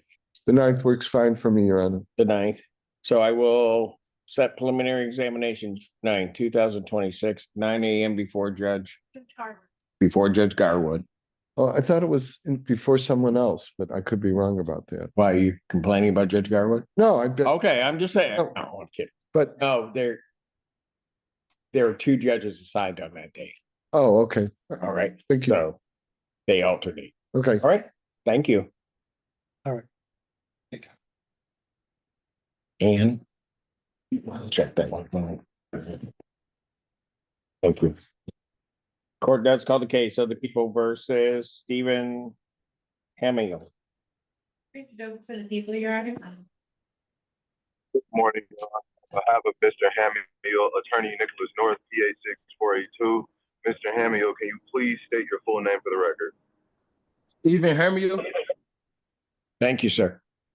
What are we doing? Judge, I'm asking for a second PCC date, just so I can just continue discussing with my client. We might waive the exam, but just want a second date if the court doesn't mind. Not a problem. June 18th, 2026, 9 a.m. Bond will continue. Thank you, Judge. Thank you. Court calls case People versus Jason Samansky. Agreement for the people. Morning, Your Honor. Noah Gago, seeking permission to practice pursuant to Michigan Court Rule 8.120 under the supervision of First Assistant Public Defender Torchio Fisher on behalf of defendants. Okay, I'm gonna give you a hard time. Permission to practice is granted. What are we doing? We are requesting an adjournment for the defendant to have the opportunity to review the discovery, Your Honor. Okay. Probable cause conference will be adjourned June 11th, 2026, 9 a.m. Bond continues. All right, thank you.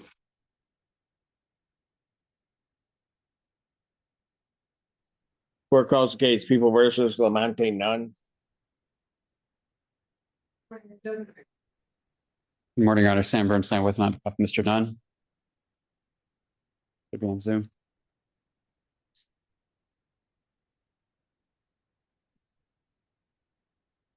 Lamonte Nunn. Yes, I'm here. All right, state your name. Lamont Nunn. All right. Your Honor, asking the court to please set this for exam. Discovery is complete. People have their witnesses available tonight. Preliminary examination, June 9th, 2026, 9 a.m. before Judge Barr. Judge Barr. Thank you. Thank you. Bond. Thank you. Have a blessed day. Court calls the case People versus Michael Jamaldi. Dayton County for the people, Your Honor. Good morning, Your Honor. Robert Ellman with and on behalf of Mr. Grimaldi. Mr. Grimaldi, please state your name for the record. Michael Grimaldi. All right. Question and adjournment.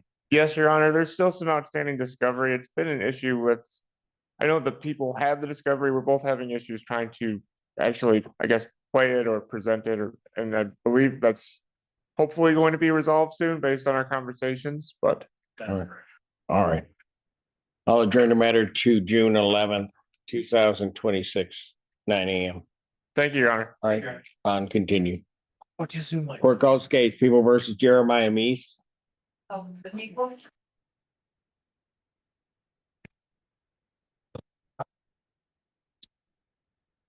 And Robert Ellman with and on behalf of Mr. Meese. Mr. Meese, please state your name for the record. Jeremiah Meese. All right, you're requesting an adjournment. Yes, Your Honor. For the 11th work, you need 18th. We can do the 11th and all right, hopefully that should work. Preliminary public cause conference will be adjourned June 11th, 2026, 9 a.m. Thank you. Thank you, Your Honor. Court calls the case of the People versus Joanne Sanders. Good morning, Your Honor. Sam Bernstein with and on behalf of Mr. Sanders.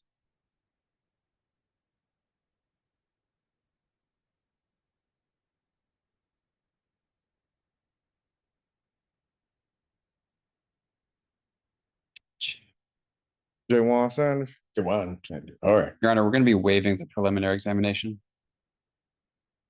Is that a correct statement, sir?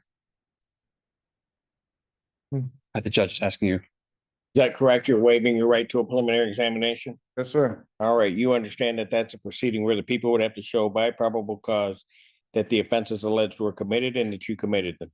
Yes, sir. You understand you'll not have that hearing. You'll proceed to circuit court for further resolution. Yes, sir. People also waive their right. Preliminary examination having been waived, defendants bound over to circuit court on counts 1 and 2 with 3 follow. Your Honor, for the record, before we have been arraigned, the court does have the corrected amended felony complaint, correct in the lower courts, the 14A. Is that correct? It originally was filed as 14B and before, I just want to make sure that that's correct. It, you have it as, that's what it looks like because the township has been corrected to York. Very good, Your Honor. Thank you. All right. No problems with that. Your Honor, we ask the court to please waive any further reading. We do have the information and ask for a circuit court date. Any standing mute? Yes, Your Honor. Defendant, and we wait for a reading standing mute to all 3 counts. Court will enter a not guilty plea. Pretrial will be set for At 1:30, Judge Hamud. June 8th, 2026, 1:30, Judge Hamud. Thank you, Your Honor. Bond will continue. Court, she is upset. Court calls case People versus Quintez Coates.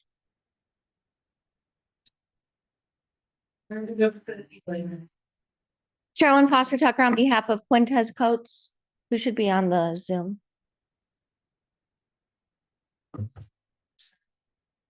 Hello. iPhone 2, your name? Quintez Coates. All right. You need a camera.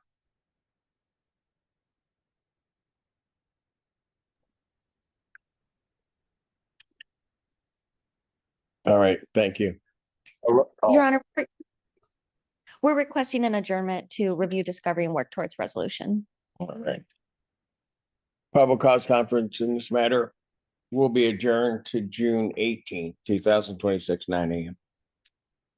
Thank you, Your Honor. Bond continued. Thank you. Court calls case versus Ernest Gardner.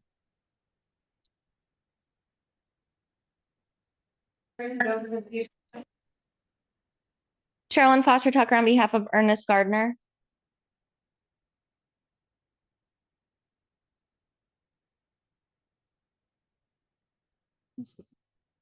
Gardner.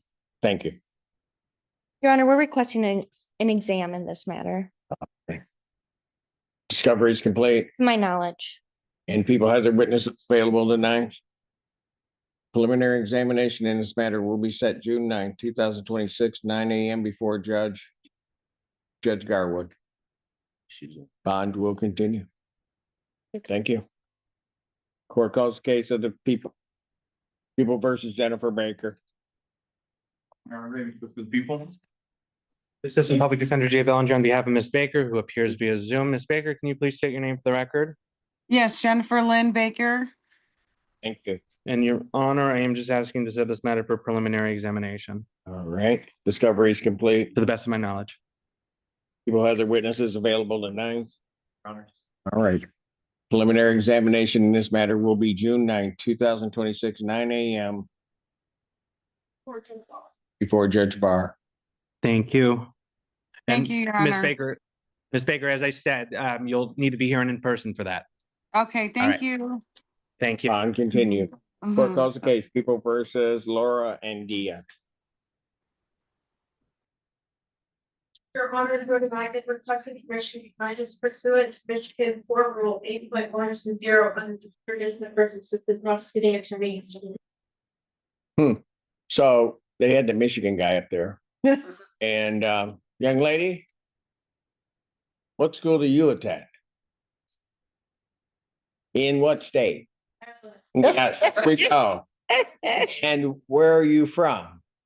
And there we go. I'm not sure about the undergrad. Where'd that happen? George Washington University. It's close enough to Maryland. All right. Present practice is granted. Judge, can I object to that? What? Oh, sure. What happened? Assistant Public Defender Chinazi Carey, I can really, on behalf of Miss Laura and Dia, she should be in the, yes.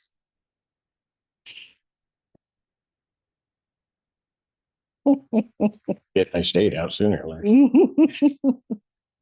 Come on up. And she knows how to pronounce Maryland. Not Maryland, They don't do it right here, but don't worry about it. Maryland. Get them through it. Please, can I state your name for the record? Laura and Dia. Thank you. Judge, can we approach briefly? You may. Thank you. Court calls the case, People versus Natasha Brazel.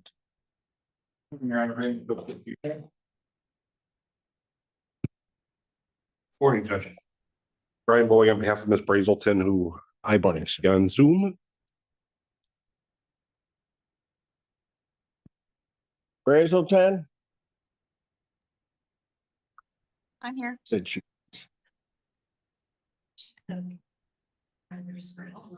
Oh, okay. Oh, you're sideways. Hold on just a second. No, it's a nice ceiling.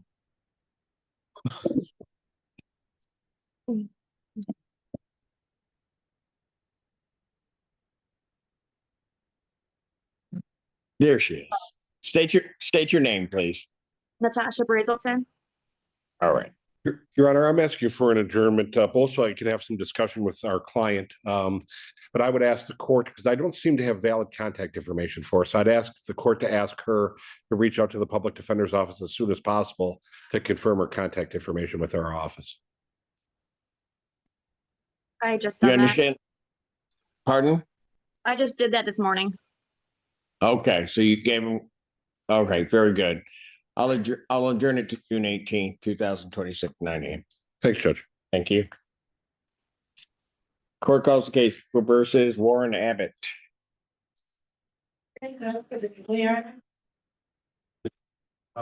Assistant Public Defender, on behalf of Mr. Warren Abbott, I believe, is he on Zoom, Judge? Yes, he is. Excuse Mr. me, Abbott, y'all. state your name. Excuse me, everyone. Thank you. Can you hear me? I can hear you. Say, by the way, may you place the camera on my floor? You will see a core of an apple. Okay. That is how much they've been starving me. I've had about 10 to 15 meals since I've been here. This is a county system. I have not been to jail. Okay. I'm sure we'll have your attorney look into that. The first part of this system is called jail. The second part is called the county. And after that is the state. I have not been to jail. Okay. We'll get all of that rectified. You're asking for a forensic evaluation? I am, Your Okay. Honor. Forensic evaluation will be ordered. I'll set a competency hearing date, and I've signed the order for August 27th. August 27th, 2026, 9 a.m. Okay. Bond continued. Thank you, Mr. Abbott. He's Judge. Court calls the case, People versus Jaquia Dunlap. Your Honor, Raymond Cook for the people. Assistant Public Defender Jay Bellinger on behalf of Mr. Dunlap, who is approaching. Mr. Dunlap, can you please state your name for the record? Jacques Dunlap. Your Honor, if we could briefly approach on this. There's a reason. Come on. Thank you.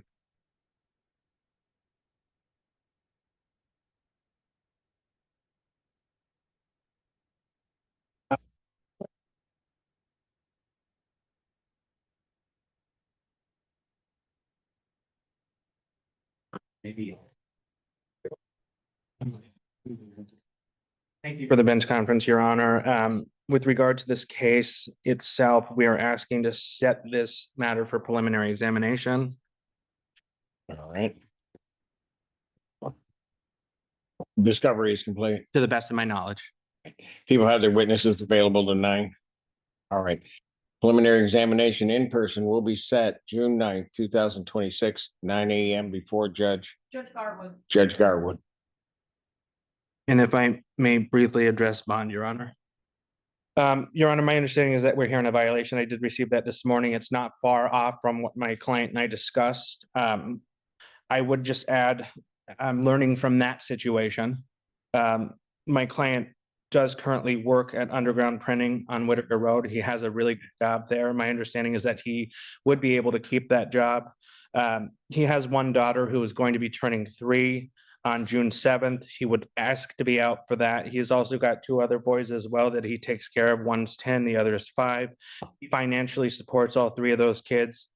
He just made his child support payment for 2 of his children and would definitely like an opportunity, should the court so allow, to be out so that he doesn't end up with a felony non-support. As a result of that, he is willing to wear a scram tether, GPS tracking tether, whatever the court might provide for safety to himself and the public. He does have the support of his sister and his girlfriend who are here today. His girlfriend did also write the court a letter speaking to that. Alternatively, Your Honor, if the court is unwilling to release him, I have talked to Mr. Cook. We would be asking for a release in patient treatment once a bed becomes available. I will sign an order. I don't need a response. I'll sign an order for inpatient treatment. Once that's presented to the court, I don't have a problem doing that. Okay, Regard to his release at this point, I am disinclined to do that, so I'm going to deny that request. And his bond will continue, and certainly after the exam, the examination judge can relook it. certainly. All right, thank you very much. Court calls case of People versus Lamar Butler. Do an order for me.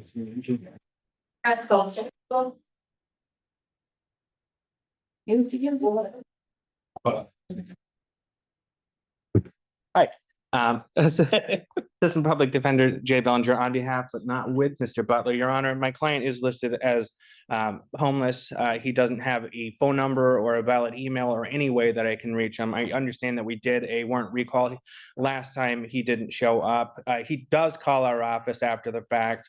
Unfortunately, no one collected a number from him that I could reach him on. So I will be working on getting one of those. I don't know if the court would at least consider another warrant recall should I end up in touch with him. Yeah, response from the people. Oh, all right. Here, he calls, I see that he has done the recall. And then somehow or another, things are lost. My understanding last time he was here was that he was informed by another defendant who was before this court, who saw him in person after court and let him know that he had a court hearing. He did call our office after the last bench warrant recall. We did, to the best of my knowledge, give him the date for today. Normally, I would issue a bench warrant. What I'm going to do in this case, I'll continue his bond. Give you 2 weeks to get him here. Okay. 11, 2026. Thank you very much. Court calls the cases 1, 2, 3, 4, 5, 6. Well, no, 4. Well, 6 on behalf People versus Gerard.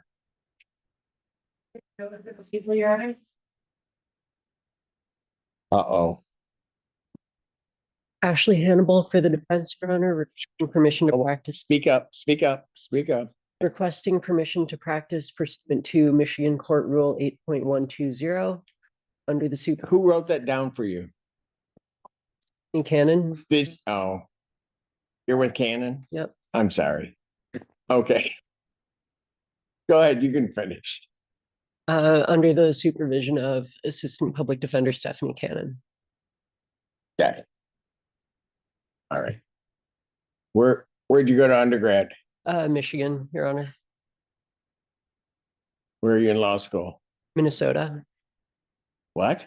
University of Minnesota, Your Honor. I should Minnesota? Golden Gopher. Yep. Okay. Where are you from? Michigan. Okay. Do people actually go to Minnesota? I like Minnesota. Everything's underground. Permission to practice is granted. All right. Thank you. Your name, sir? Brian Gerard. Thank you. All right. What are we doing? We'd like to set preliminary examination on all 6 matters. Okay. Discovery is complete. I believe so, Your Honor. And would the people have their witnesses available on tonight? All right.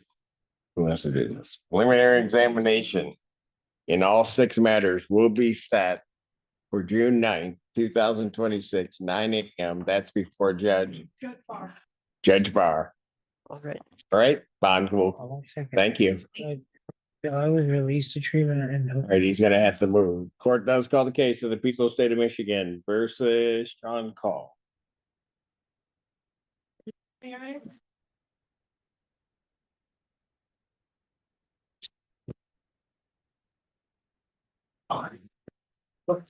Assistant Public Defender Davi Lebo for Mr. Call. Mr. Call, can you tell the judge your name? Sean Call.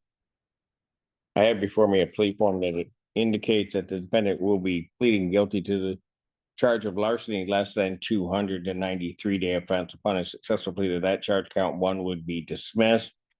And defendant agrees to restitution to be paid at the time of sentencing. That's the court's full understanding of the agreement. That's correct, Your Honor. May I have him sworn? Right hand. Do you solemnly swear to affirm the testimony you're about to give will be the truth, the whole truth, nothing but the truth? I do. State your name, please. Sir, it is this court's understanding that you're going to plead guilty to the charge of larceny less than $200. That's a misdemeanor punishable by up to 93 days in jail, $500 fine plus court costs. The fine could be increased to 3 times the value of the property taken. If that's greater than $500, that would become the maximum fine. You understand that? Yes, Your Honor. All right. You understand also, sir, that while in taking your plea, I would not be your sentencing judge, and you would be sentenced before Judge Perry in the 15th District Court. Yes, Your Honor. All right. Still wish to plead guilty? Yes, Your Honor. And to that charge, how do you plead? Guilty. Now, you understand that by pleading guilty, you'll not have a trial of any kind. Yes, Your Honor. All right. You signed an advice of rights form. Is that correct? Yes, Your Honor. Any questions regarding any of those rights? No, Your Honor. Please look at paragraph 5. You'll see a copy on the podium. Those are your rights which are part of a trial. You understand that by pleading guilty, you'll be giving up those rights as well as all the rights on them. Yes, Your Honor. You understand you're giving up your right to appeal of right. Yes, Your Honor. Are you on probation or parole? No, Your Honor. Has anybody promised you anything other than what's been stated here today to get you to plead? No, Your Honor. Has anybody threatened you or coerced you in any way? No, Your Honor. You're doing this voluntarily and of your own free will? Yes, I am. And because you believe that you're guilty of this offense? Yes, Your Honor. September 8, 2025, at the location of 328 South Fifth Avenue in City of Ann Arbor, Washtenaw County, State of Michigan. What'd you do that makes you think that you're guilty of that offense? I bought some groceries at the store with a card I had found in the street and a wallet with no money in it. Okay, so prior to you going into the store, you're saying that you found a wallet? Yeah, I got off the bus on Gulf Side in between Platt and Washtenaw, and there was a wallet in the middle of the street, no money. And I think I had gone to Kroger's or Myers and bought some cat food, and the cards I used didn't work. I kept using cards that I had, and I guess, I used that one, and I used my ID, so, obviously it came back to me. So, guilty. Your Honor, may I, Please. Sorry.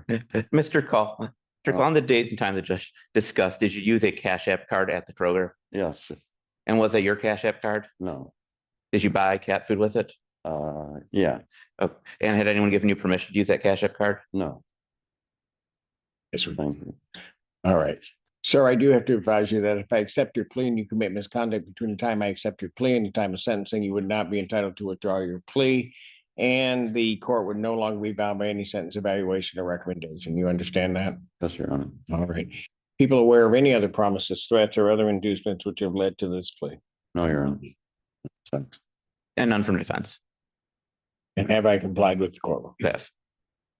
Court will accept the defendant's plea of guilty to count 2. Count 1 is dismissed. Pre-sentence investigation and report is ordered at 15th District Court probation. Sentencing will be June 16th, 2026, 8:30 before Judge Perry. Bond will continue. Thank you. Thank you, Your Honor. Court does call the case, People versus Amanda James.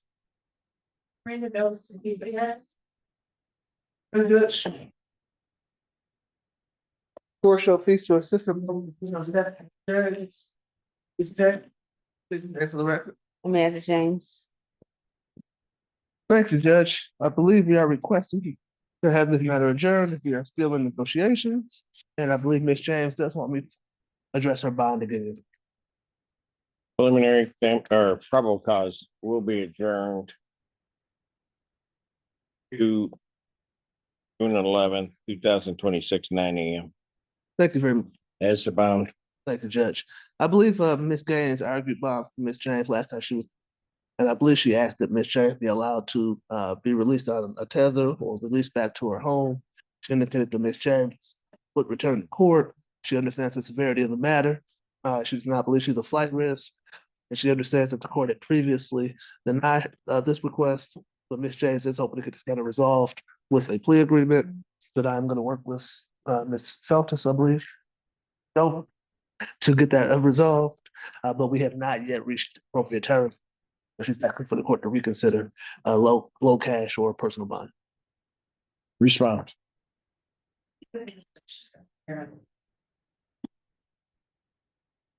Where is she residing I mean, 1282. where would she reside?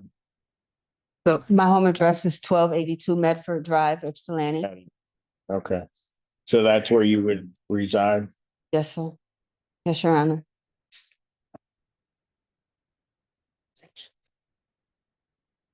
I'll grant a release in this case. Set her bond. $10,000 personal recognizance bond. Defendant, however, must report to community corrections to be placed on a GPS location tracking time. Thank you, Your Honor. So much, Judge. Thank you. All right. Yeah. Prior to release. Court does call the case People versus Tyler Poland.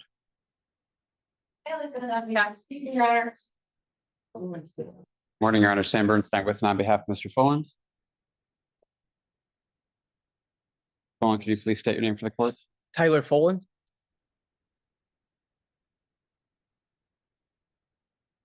You're requesting an adjournment. Yes, Your Honor. Probable cause conference will be adjourned June 18th, 2026, 9 a.m. Thank you, Your Honor. Bond continue. Thank you. Court calls case People versus James Jones. Ready to go for the clear eyes? Yes.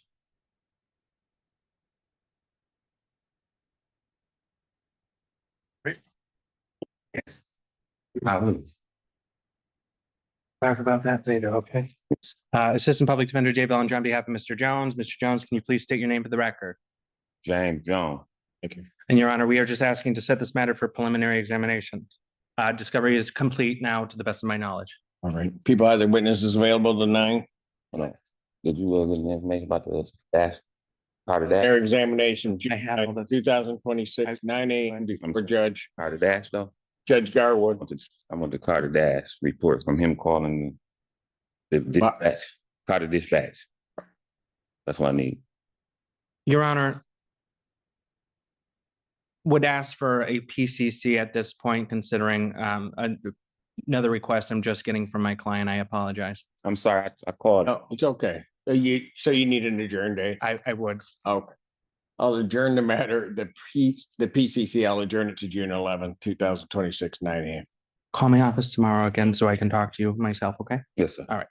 Thank you. Court does call the case People versus Taylor Godfrey.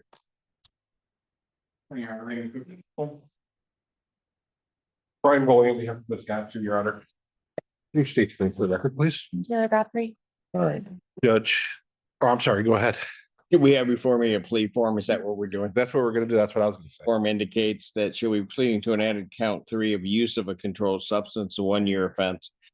That's a no contest plea. Upon her successful plea to that, counts 1 and 2 would be dismissed. There's a sentence agreement as to sentencing under 7411. That's the court's full understanding of the agreement. That's correct. That's my understanding as well, Judge. May I have her sworn? Right, and do you solemnly swear to affirm the testimony you're about to give will be the truth, the whole truth, and nothing so help you God? Yes. State your name, please. Taylor Godfrey. All right.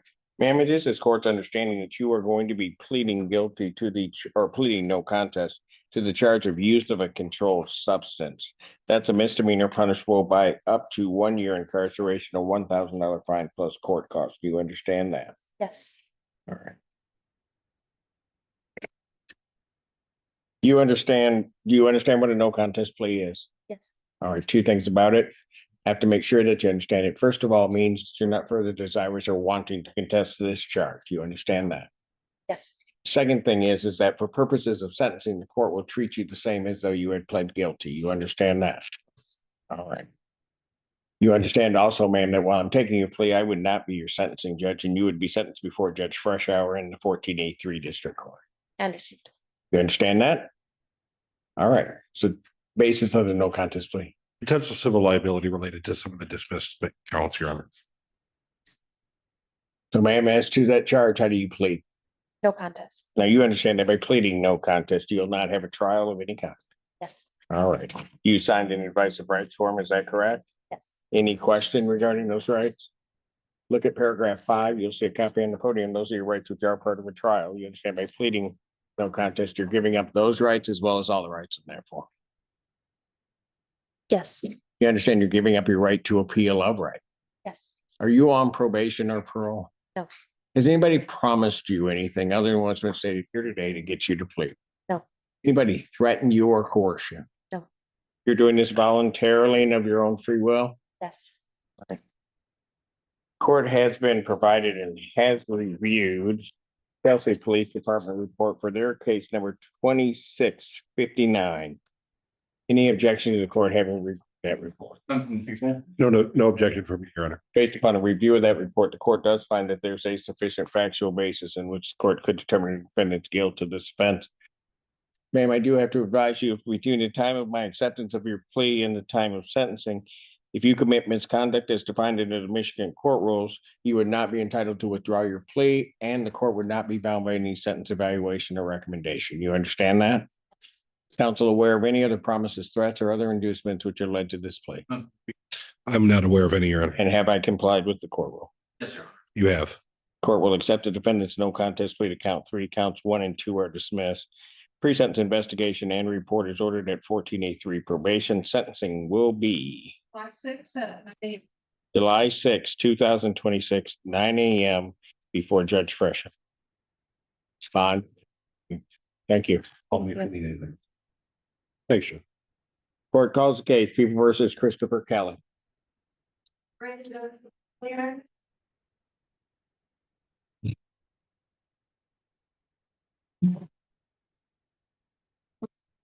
Actually, Hannibal for the defense, Your Honor.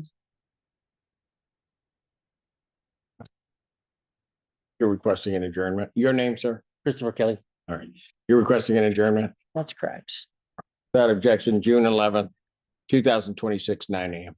All right, thank you, Your Honor. Court calls the case, People versus Sean Charles. Your Honor, reading people. Michael Gaddis, this is the public defender on behalf of Ms. Charles, Your Honor. It can be present via Zoom, Judge. We have her. Oh. State your name, please, ma'am. LaShawn Charles. Good morning. Good morning. Your request. Yes, Your Honor, the people have made an offer I would like to discuss with Ms. Charles, and there's an ancillary matter I need to look on. I'm sorry. An ancillary matter that I need to look in. All right. I'll adjourn the matter to June 18th, 2026, 9 a.m. Thank you, Judge. Bond continues. I'll give you a Thank call, you. Ms. Charles.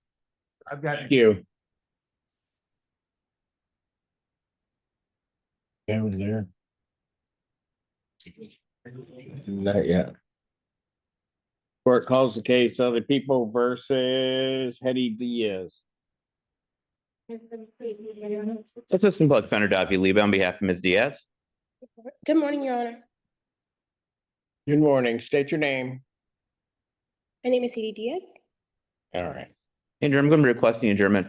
And Ms. Diaz, still some questions you'd like me to answer. All right. Matter will be adjourned June 18th, 2026, 9 a.m. Bond continue. Thank you, Your Honor. Thank you. Thank you, Your Honor. Court calls the case, People versus Merrick Lincecum. Assistant Public Defender Davi Liebe on behalf of Mr. Lincecum, who approaches. Mr. Lincecum, can you tell the judge your name, please? Good morning, Your Honor. Merrick Clayton Everett Lincecum. Thank you. Your Honor, we're going to be requesting adjournment to continue negotiations. I did also want to address bond. All right. Thank you, Your Honor. I'll adjourn it to the 11th. Thank you, Your Honor. Bond. Regarding bond, Your Honor, I'm going to be requesting a release to treatment. At the time of the failure to appear in this matter, Mr. Lincecum explained to me that he was unhoused. He was staying with a friend, had lost his phone. He was explained to me he was very much focused on survival and day-to-day existence at that time. He has told me, and to me it sounds very sincere, that he believes his legal problems, at least his mental health problems, come from his drug use. He described me, he does have some. You're requesting release to treatment? Yes, Your Honor. Any objection? I'll sign an order release to treatment with a tether. Thank you, Your Honor. I'll submit an order. Thank you. Thank you so much, Your Honor. Have a great day. You too. Court calls the case, People versus Raymond McCarthy. Michael Gaddy, Assistant Public Defender, on behalf of Mr. McCarthy, Judge. Should be approaching from Upper. Okay, there's. Yeah, Yes, it's the rest of it. There's.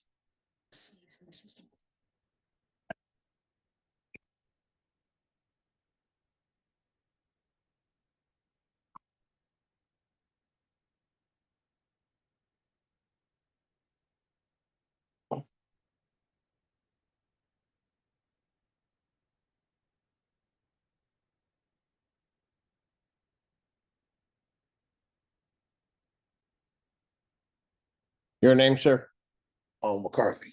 Okay. Your Honor, I believe we'd like to set this matter for a preliminary examination. Discovery is complete. To the best of my knowledge, Judge. People have their witnesses available tonight. Try, Your Honor. Thank you. Preliminary examination, June 9th, 2026. 9 a.m. before Judge Garwood. Your Honor, if I could be heard on bond. Briefly. Yes, Judge. Mr. McCarthy is here. He was picked up here in Ann Arbor. He didn't know there was a warrant for his arrest. He reports that he doesn't know anything about this matter. He reports that he does have a place to reside, that he resides in Detroit. I can give the court that address where he's lived for many, many years. He lives with his brother and the adult children. He is not employed, but he does receive social disability. I believe it's SSDI. I don't think he's a flight risk in that. I don't think he's going to leave the state of Michigan or anything like that. I don't know. How did you not know he had a warrant?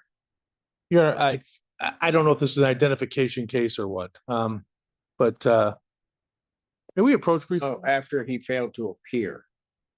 Yes, Judge. May we approach briefly? This probably won't get any better, but yeah, come on.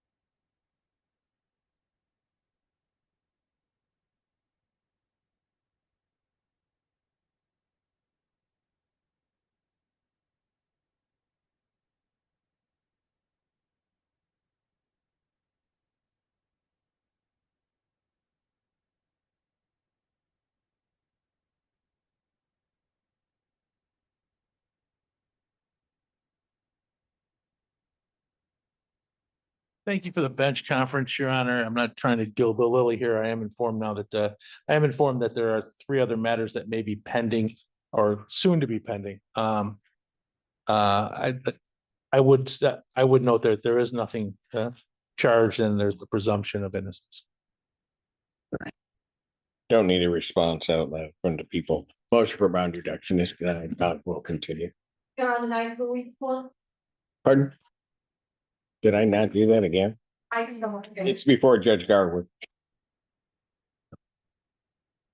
I'll come see. Oh, I'll come see it and I'll show you.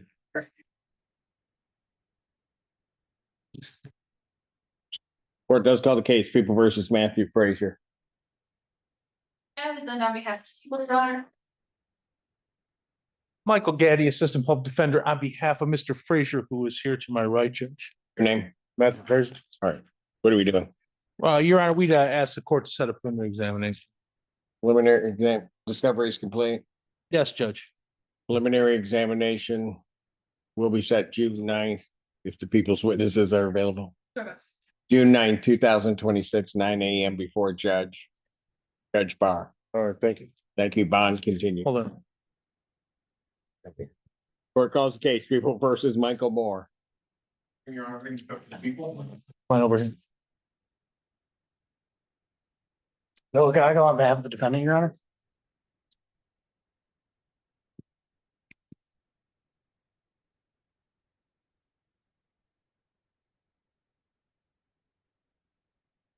Go ahead.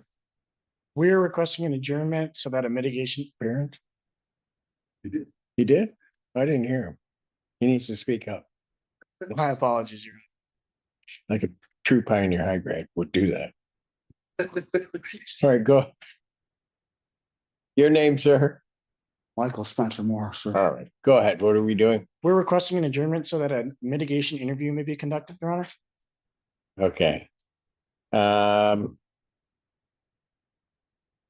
you gonna be able to get that all accomplished in 2 weeks, or you need 3? 3 would be optimal, Your Honor. All right.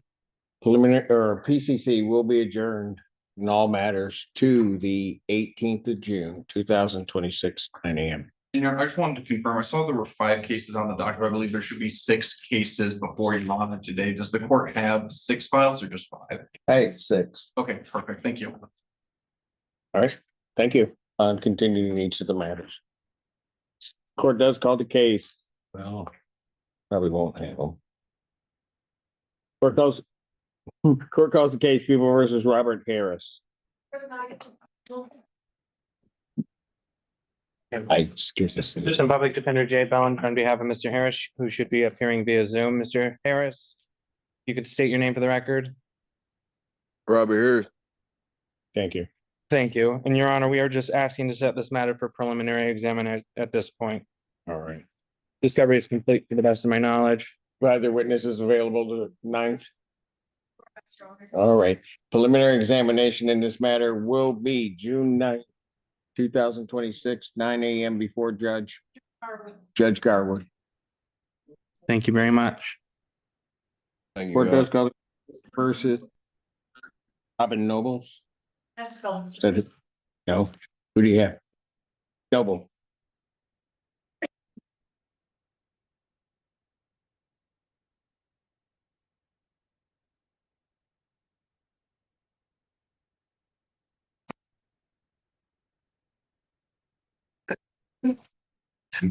Ready, Judge.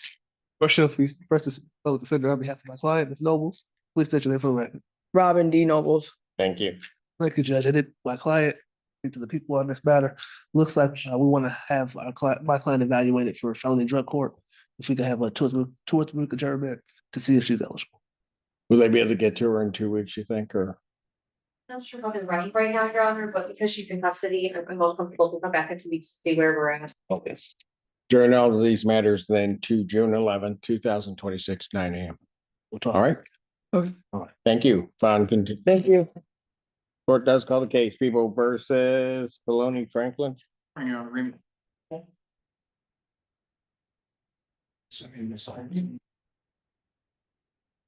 Mr. Klein, you're in Zoom. Please put that cigarette out. You're in court.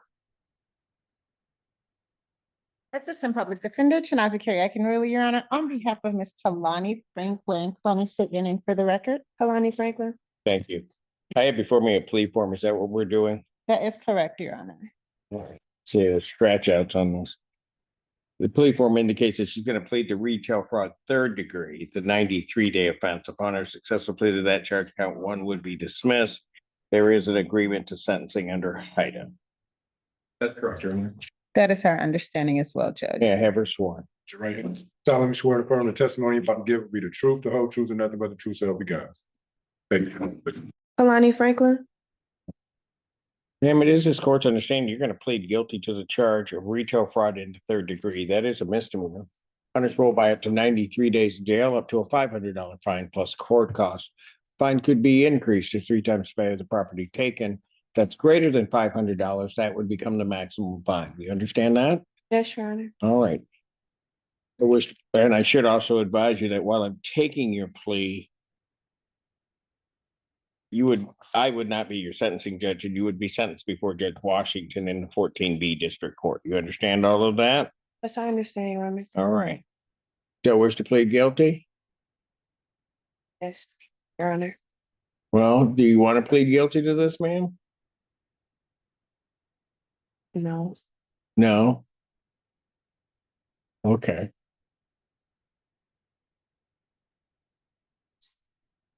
Counsel, what would you like to do?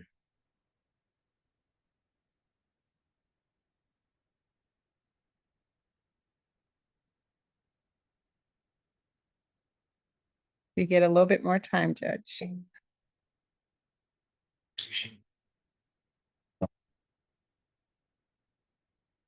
That objection on the during the probable cause conference. Ma'am, this is like, I'm just gonna say this, I'm not saying it to punish you in any way or anything bad. I adjourned it the last time because we ran into a snag, so you need to have a real frank conversation with your attorney about what you want to do, okay? June 18, 2026, 9 a.m. Bond continued. Thank you. So much, Your Honor. Thank you. Court calls the cases of the people versus Tasha Shiner. An assistant public defender, Jay Bellinger, behalf of Ms. Shiner, who approaches. Ms. Shiner, can you please state your name for the record? Tasha Shiner. Thank you. Requesting an adjournment. I am requesting an adjournment, Your Honor. I did just refer her for recovery court in the circuit on all three of her matters before you today. I am requesting a release to inpatient treatment. I understand what, in talking with Ms. Veltis, that she has had some issues with appearing in the past. However, given the fact that she has a lot of holds right now that my office is working to help her try to clear, I imagine that's going to take some time. So I am asking for that permission now so that we can start working towards that. And I'm hoping that even within a month, we can at least try to get her into some sort of inpatient facility. Okay. I do have the concerns about Phillips was here. I have concerns about her having some other counties. I think those are active cases, at least some of them. I'm not 100% sure about that, Your Honor. So please, I'm not trying to misrepresent anything if they're closed and they're probation cases. It just feels like there's a lot going on here, and I'm not sure if getting out at this point in the treatment is the right call. I'd like to see Ms. Sample evaluate her and make a plan. And if she advises myself and Mr. Bellinger that inpatient is the next one, because then of course we can revisit. But at this point, I'm just a little concerned about what's going to happen if she gets out. And Your Honor, like, as I stated, my only real concern with that is the amount of time, it's the sheer amount of time it's going to take to clear those holds. One's out of Alcona County. I don't even know where that's at. And so I imagine that as part of recovery court, Ms. Sample is likely going to refer her to inpatient at a certain point, and it would just be nice to be able to start working as we are on those holds and to be able to get her released as soon as we can. Correct, but I think if the ultimate goal here would be the treatment court, I'm going to deny your request at this time for release to treatment, and her bond will continue. And I will adjourn these. We're thinking they can get these assessments and done by the 2 weeks. I am very hopeful. I will keep up with Ms. Sample. June 11th, 2026, 9 a.m. Bond continued. When is that?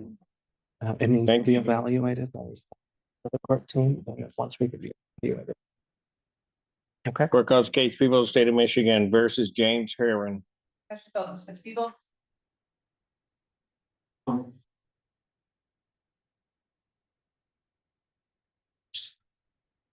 Heron. This is assigned to Miss Gaines. But not here. Ready, Judge. Court shall cease to assistant public defender on behalf of James Heron. Looks like I don't have a client, Your Honor. I do not know why he is not present. My interns call Mr. Heron, but apparently he's not here, Your Honor. For the record, I asked for an adjournment, but I don't know where he is. Bench warrant will issue bond setting around 10,000 cash surety.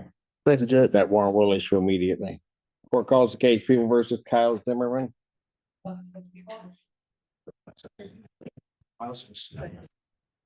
Morning, Mayor. I'm Michael Gagg, public defender on behalf of Mr. Zimmerman, who's approaching.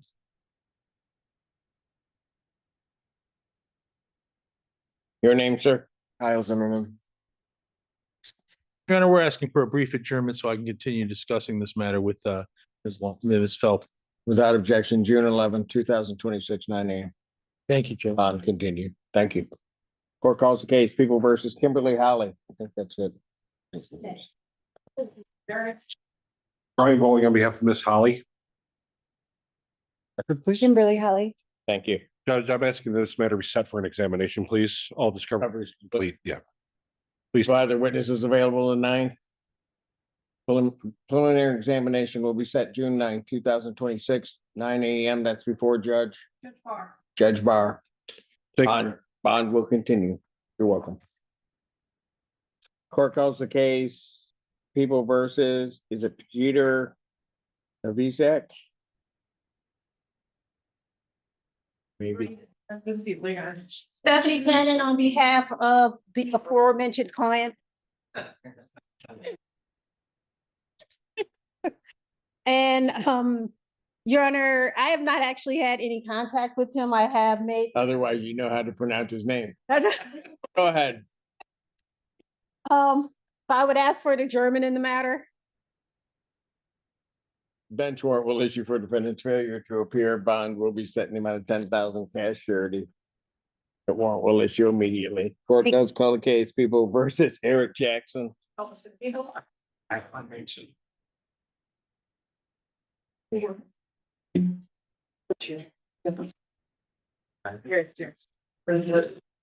Portia Officer Assistant Public Defender on behalf of Mr. Eric Jackson, who I believe is approaching. Sir, your name? Eric Jackson. Thank you. Thank you, Judge. We are requesting an adjournment for further negotiations. We've asked for 2 weeks, please, Judge. Court will adjourn the matter June 18th, 2026, 9 AM. Bond. Thank you, Mr. Chair. Thank you, Judge.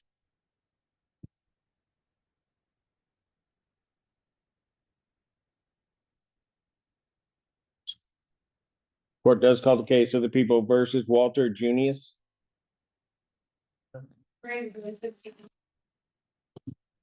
Bill Gago on behalf of the defendant, Your Honor. Your name, sir? Walter Junius. Anthony. Okay, what are we doing? We're requesting an adjournment so that the defendant may have an opportunity to review the police report, Your Honor. That's with reference to both cases. That's correct, Your Honor. Probable cause conference, June 18th, 2026, 9 AM. All right. Thank you. Court calls case People versus Cody Klein.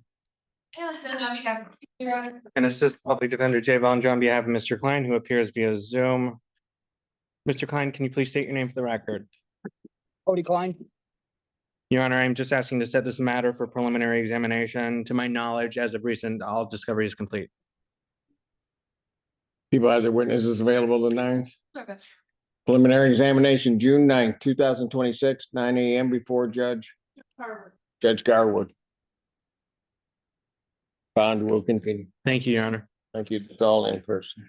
Court does call the case People versus JVN Loveless. Your Honor, Raymond Cook for the people. Defendant cannot carry. I can rule, Your Honor, on behalf of Davion Lovelace. You want to know? Sure. Okay, unfortunately, Your Honor, we have not been able to make contact with Mr. Lovelace. We were asking for an adjournment today to work out some issues with media with the people. Yeah. No, you were talking slow, like that was gonna. It's worked once before, Joe. Bench warrant will issue defendant's failure to appear. Bond set in the amount of $10,000 cash surety. Thank you. That warrant will issue immediately. Court does call the case of People versus Deanna Malone. Assistant Public Defender Chinazi Carey, I can rule, Your Honor, on behalf of Kiana Malone, who should be on Zoom. Mr. Malone, state your name for the record. Kiana Malone. We respectfully request this matter be set for preliminary examination. Discovery is complete. To our knowledge, Judge. Both have their witnesses available the 9th. Preliminary examination, June 9th, 2026, 9 AM before Judge Barr. Thank you, Judge. Bond continue. Thank you. Court calls the case People versus Jason Martin. Your Honor, Raymond Cook for the people. Stephanie can come down, Mr. Martin, who should be appearing by Zoom, Your Honor. Hello, Your Honor. Hello, state your name. Jason Martin. Thank you, sir.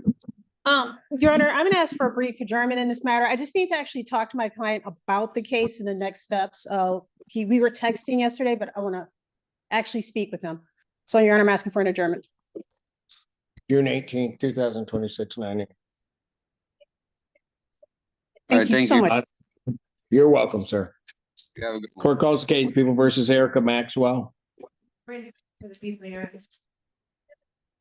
Defender Davey Leba on behalf of Ms. Maxwell.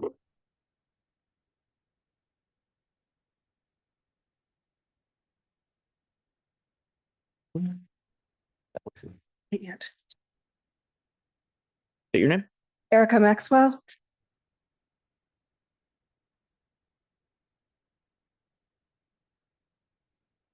Who's this? She has a bond violation.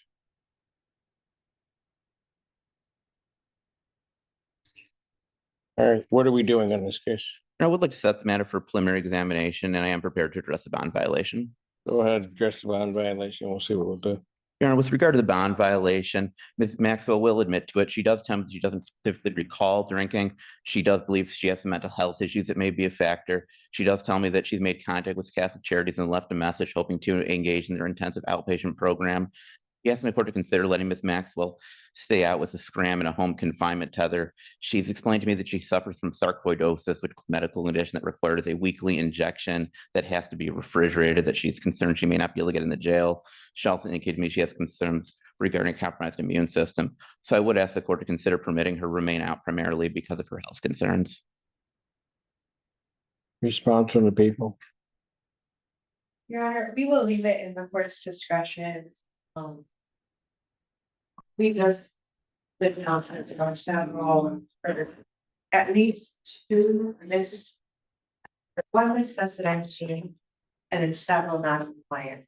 So that would be our concern, but She's blowing positive, and I mean, it's not like they were low levels. As she was coming down off of that, and then missing tests and the like. I understand everything that counsel's saying. You wanted to set for preliminary examination? Yes, please, Your Honor. All right. Your And discovery is complete. discovery is all complete. Yes, Your Honor. People have their witnesses available the 9th. All right. Preliminary examination in this matter will be set June 9th, 2026, 9 a.m. before Judge Garwood. yes. Judge Garwood. At this time, given the violations, defendant's bond is revoked, defendant's remanded. Thank you, Your Honor. Court calls the case People versus Kenneth Mays. Schultz to the people. Brian Bowling on behalf of Mr. Mays, who's approaching your honor.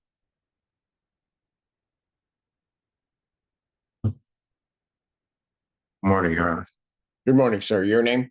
First name is Kenneth, last name Mays. Thank you. I'm asking for an examination, please, Judge. All right. Preliminary examination in this matter will be set while discovery is complete. Oh, yes, it is correct. Sorry. People would have their witnesses available the 9th. Right, Your Honor. All right. Preliminary examination, June 9th, 2026, 9 a.m. That is before Judge Barr. Thank you. Continue. Thank you, sir. Court does call the case People versus James Mercurio. Both matters. Assistant Public Defender, Chinaldi Carey Ruling, on behalf of Mr. Mercurio. Sir, please state your name. James Mercurio. Thank you. Judge, I do have a green sheet, if I may approach. Of course. We're asking for an adjournment. Mr. Mercurio is at its sobriety court. Over the referral to the court. So Trying to get it, which the circuit court, sobriety court. Judge. work. Okay. I'd ask for 4 weeks, Your Honor, it's out. 4. Okay, I got you. All right. Court will adjourn the matter then to June 25th, 2026, 9 a.m. On both matters, bond will continue. Thank you, Judge. All right, thank you. Thank you, Your Honor. Thank you, sir. Court does call the case of Hosea Hill. People versus Hosea Hill. Good afternoon, Your Honor. People. Good afternoon, Your Honor. Edward Drucas on behalf of Hosea Hill, who is approaching. Your name, sir? Hosea Raphael Hill. Good morning, Your Honor. Good morning, sir. Your Honor, there's some additional discovery that I've been communicating to the prosecutor about. I think about 3 weeks would clear things up, so I'd be asking for an adjournment. Probable cause conference. June 2026, 9 a.m. Bond continued. Thank you, Your Honor. Thank you. Thank you, Your Honor. Thank Have a you. good rest of your day. You do the same. Court calls case of the people versus William Keene. Good afternoon, Joe Simon on behalf of Mr. Keene, state your name, Bill. William Keene, Your Honor. Thank you. John, there's a green sheet in there. The people Go ahead. turned over a supplemental discovery to me that I downloaded yesterday. That is what, 1.6 gigabytes of information, very substantial, requesting therefore an adjournment of the probable cause. That'd take you a night to get through. Maybe two. Okay. Will the 18th work for you, sir? Should work. All right. Probable cause conference will be adjourned June 2026, 9 a.m. Thank you, Your Honor. Thank you, sir. Court does call the case of the people versus Andrew Leamy. Good afternoon, Your Honor. Raymond Cook.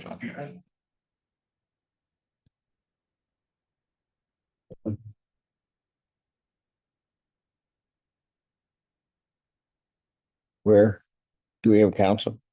I know he was here. I spoke with him just earlier this afternoon.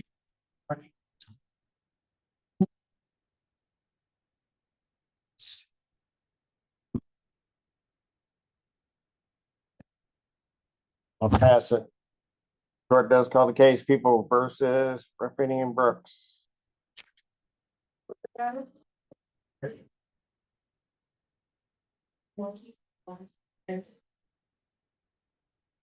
Good afternoon, Your Honor. Marcia Crater on behalf of Ruffini Brooks.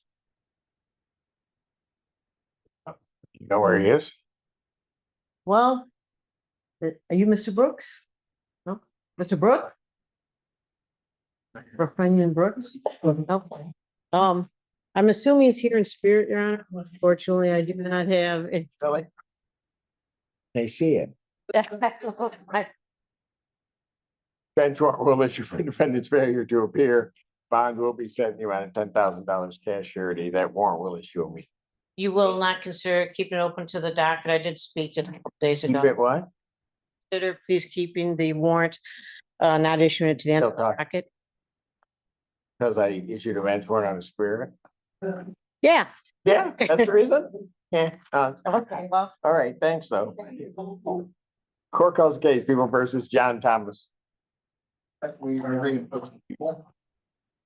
Good afternoon, Your Honor. Joanne Prey on behalf of Mr. Thomas. Good afternoon, Your Honor. All right, good afternoon, Mr. Thomas.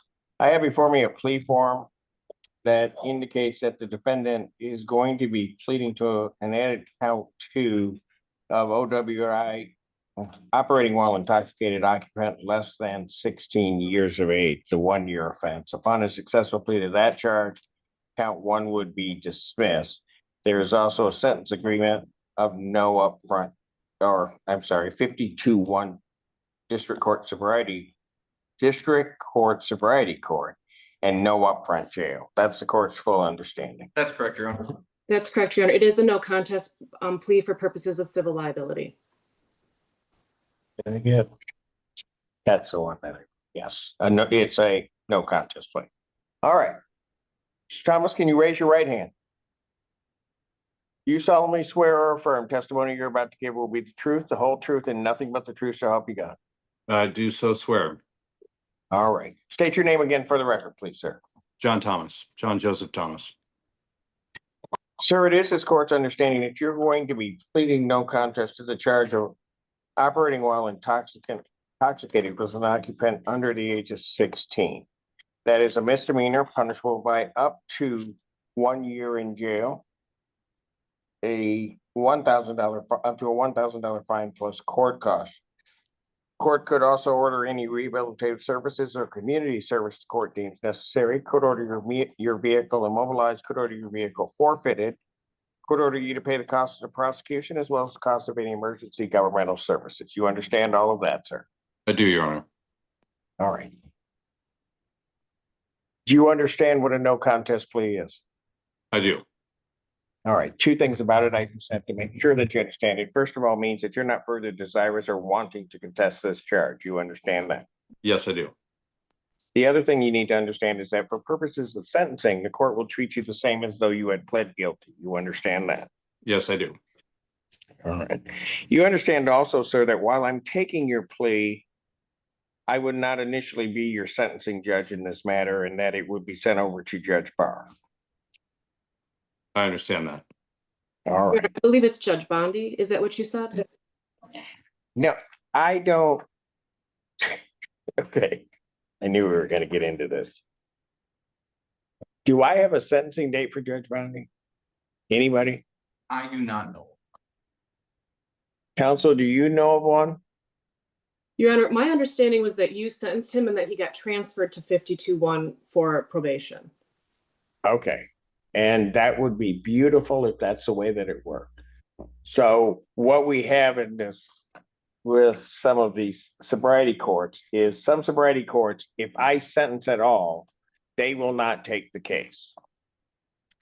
Then we have circumstances where there are courts that want us to do the initial part of the sentencing. We've resolved that with some of these sobriety courts, haven't resolved them with others. So that part of the resolution is once I take the plea, the person's been accepted. Once I take the plea, we just send the whole thing over, but they have given us a sentencing date. That hasn't happened in this case. So, I mean, I will do whatever the parties want me to do, but what I would intend upon doing today in this case is I would take the plea. It goes because the lower jurisdiction is Judge Barr's. It would go to Judge Barr to then sentence, basically send him over to 52-1. Does that make any sense to me? No, not at all. Okay. But it's what I have.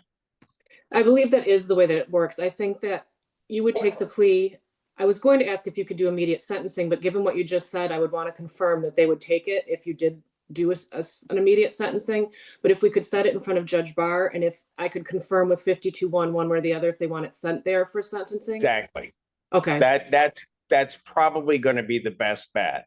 Okay. So that have a date out, and then if they will take it right over, you would likely be able to get Judge Barr just to send it over to 52-1. He'll cancel the sentencing date I give you, and then the world will be back to normal. Not really. I think that's the best way to go. My inclination, I've had a lot of communication with 52-1, is that the sentence that Judge Barr would actually sentence them to 51 sobriety court, but I would want to confirm that so there's not any issues. Right. Okay. Yeah. And that may make sense in a lot of ways, but there's a lot of other issues regarding that, but okay. All right. So, sir, after all of that, you understand that I will initially be sending you to Judge Barr for sentencing in this matter. I do. All right. Now, understanding all of that, you still wish to plead no contest. Yes, Your Honor. And to that charge, how do you plead? No contest, Your Honor. And you understand that by pleading no contest, you will not have a trial of any kind. I do. You had signed an advice of rights form, is that correct? I have. Any questions regarding any of those rights? No, Your Honor. You understand that you're waiving or giving up all of those rights, inclusive of the rights that are contained in paragraph 5, which are your trial rights. I do. You understand you're giving up your right to appeal of right. I do. Are you on probation or parole? I am not. Has anybody promised you anything other than what's been stated here today on the record to get you to plead? No. Anybody threaten you or coerce you in any way? No, Your Honor. You're doing this voluntarily and of your own free will? I am. All right. Court has been provided and has reviewed Michigan Department of State Police report for their case number 7389-25. Any objection to the court reviewing that report? None from the people. No objection. Based upon a review of that report, the court does find that there's a sufficient factual basis in which the court could determine the defendant's guilt of this offense. Sir, I do have to advise you, if between the time that I accept your plea and it's sentencing, that if you commit misconduct as defined under the Michigan court rules, you would not be entitled to withdraw your plea, and the court would not be bound by any sentence evaluation or recommendation. You understand that, sir? I do, Your Honor. Counsel, are you aware of any other promises, threats, or other inducements which have led to this plea? None from the people? No, Your Honor. And have I complied with the court rule? Would it be proper to accept this defendant's plea? Yes, Your Honor. Yes, Your Honor. Court will accept the defendant's plea to count 2. Count 1 is dismissed. They're really not going to do a pre-sentence interview, but I'll order that. Sentencing in this matter will be set. Oh, township city case gets a different thing. This is, no, I'm blaming this all on Mr. Thomas's counsel. No, Thanks, Your Honor. I'm kidding. I have a township. At 10 a.m. Say it again, June 16th. All right, June 16th, 2026. Time? 10 a.m. 10 a.m. before Judge Barr. Thank you, Your Honor. Bond, thank you. Bond with its conditions will continue. All right, take care. You too. Your Honor. Court, let's call the case. Other people versus Taisha Morgan. Good afternoon, Your Honor. Raymond Cook for the people.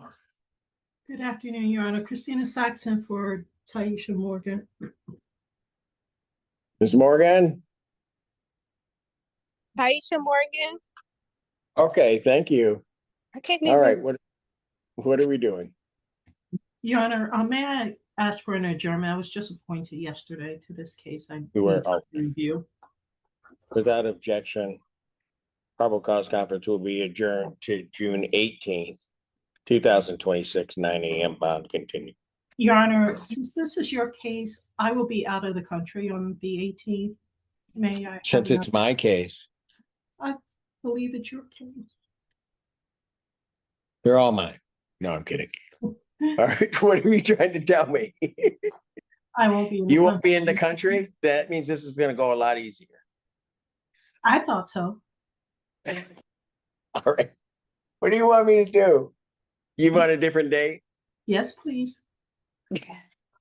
So are you gonna tell us when you want the 25th? Will you be back? No, I won't.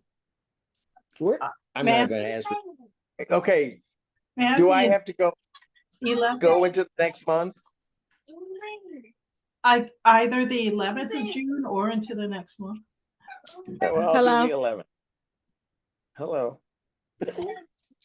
June 11th, 2026, 9 a.m. That's enough time. So thank you. Thank you. It's a long adjournment. Court calls the case, People versus Cody Bauman. Good afternoon, Your Honor. Raymond Cook for the people. Good afternoon. Todd Perkins, who was, but I believe he's having technical difficulties. Okay, so Mr. Perkins is it? All right, sir, I'm gonna pass your case to your attorney shows back up. Thank you. Thank you. Court calls the case, People versus Tejan West. Good afternoon, Your Honor. Raymond Cook for the people. Good afternoon, Your Honor. Robin McCoy on behalf of Mr. Tejan West, who is approaching. Your name, sir? Tejan West. All right, I have before me a plea form that indicates defendant would be pleading guilty to an added count 2 of larceny less than 200, the 93-day offense. Upon a successful plea to that charge, count 1 would be dismissed. There is also an agreement that the prosecutor will recommend no upfront jail. That is the court's full understanding of the agreement. That's correct, Your Honor. That's our understanding as well, Your Honor. Have been sworn. Solemnly sworn to affirm the testimony you're about to give the truth to hope, nothing but the truth. So help God. I do. Tejan West. Sir, it is this court's understanding that you're guilty to the charge of larceny less than 200. Misdemeanor, punishable by up to 93 days in jail, $500 fine plus court costs. The fine could be increased if 3 times the value of the property taken. If that's greater than $500, that would become the maximum fine. You understand that? Still wish to plead guilty? Yes. To that charge, how do you plead? Yes, sir. You understand that by pleading guilty, you'll not have a trial of any kind? Yes. You signed an advice of rights form, is that correct? Any question regarding those rights? Please look at paragraph 5. You'll see a copy on the podium. Those are the rights which are part of a trial. You understand that by pleading guilty, you're giving up those rights as well as all the rights on that form. Yes. You understand you're giving up your right to appeal of right. Yes. Are you on probation or parole? No. Has anybody promised you anything other than what's been stated here today to get you to plea? No. Anybody threaten you or coerce you? You're doing this voluntarily and of your own free will? And also because you believe that you're guilty of this offense? March 16, 2025, at the location of 4515 Swiss Stone Court, Pittsfield Township, Washtenaw County, State of Michigan. What do you do that makes you think that you're guilty? I had a card that was not my Apple card that didn't belong to me. I used it. Okay, so you used it and got some service or goods by using it? Under $200 or two. Okay, I get that. I'll get to that part. But you use that card, you got goods or services that you otherwise wouldn't have been entitled to. Is that correct? Correct. All right. Sir, I do have to advise you, between the time of my plea, any time of sentence, you commit misconduct as defined in the Michigan court rules, you would not be entitled to withdraw your plea, and the court would not be bound by any sentence evaluation or recommendation. You understand that? Counsel, are you aware of any other promises, threats, or other inducements which have led to this plea? None from the people? None from the defense, Your Honor. And have I complied with the court rule? Yes, Your Honor. Yes, you have, Your Honor. Court will accept the defendant's plea to count 2. Count 1 is dismissed. Pre-sentence investigation and report is ordered at 14-1 probation. Sentencing in this matter will be. I already know I have a conference. Let's see.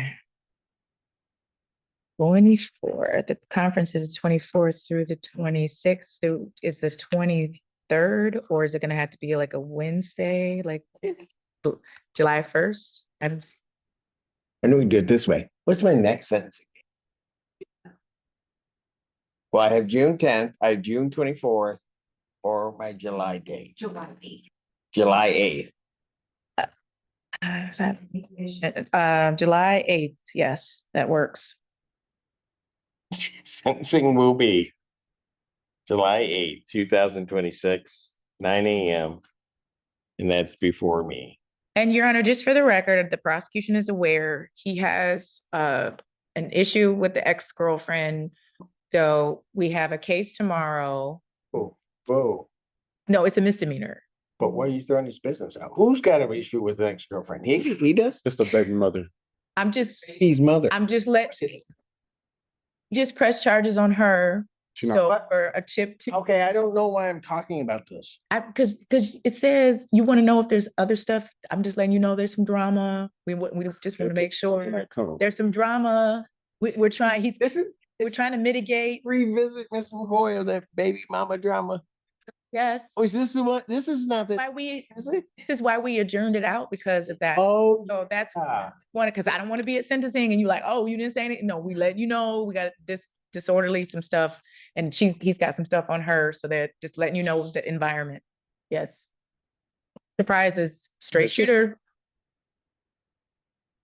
No, you don't want to touch me. Okay. Okay. I don't know what I'm supposed to do with that. I'll be honest with you, but I got it. No surprises. It's out there. Shooter. That has never been for MO. But anyway, all right. We'll For the clients, I don't. on July 8th. All right. Thank you, Your Honor. Have a good day. Bye. Have a good day. I'm sorry. Court calls case, People versus Miko Stewart. Good afternoon, Your Honor. Raymond Cook for the people. Good afternoon, Your Honor. I'm Paravine Keller, P 84328, appearing on behalf of Mr. Stewart, who was present to my right. Mr. Stewart, please state your full name to the record. Goes to Sean Stewart. Thank you. I have a plea form. Is that what we're doing? Correct, Judge. Plea form indicates that the defendant will be pleading to an added count 2 of larceny 200 to 1,000. Will be pleading guilty. That's a 1-year offense. Upon a successful plea to that charge, count 1 would be dismissed. There's also a sentencing agreement between the parties to HIDA. That's court's full understanding. That's correct, Judge. May I have him sworn? You solemnly swear to affirm the testimony about to give be the truth, the whole truth, and nothing but the truth, so help you God. Yes. State your name. Goes to Sean Stewart. Sir, it is this court's understanding that you're going to be pleading guilty to the charge of larceny 200 to 1,000. That is a misdemeanor punishable by up to 1 year incarceration, a $2,000 fine plus court costs. The fine could be increased to 3 times the value of the property taken.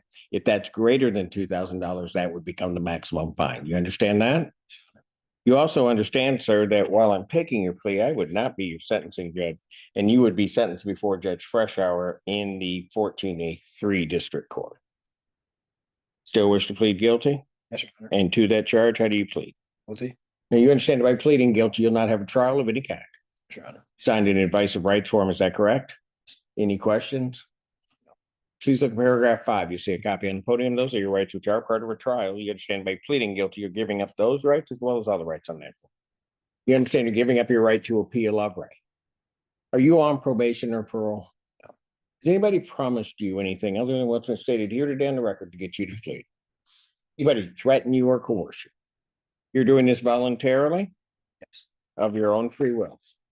And because you believe that you are indeed guilty of this offense?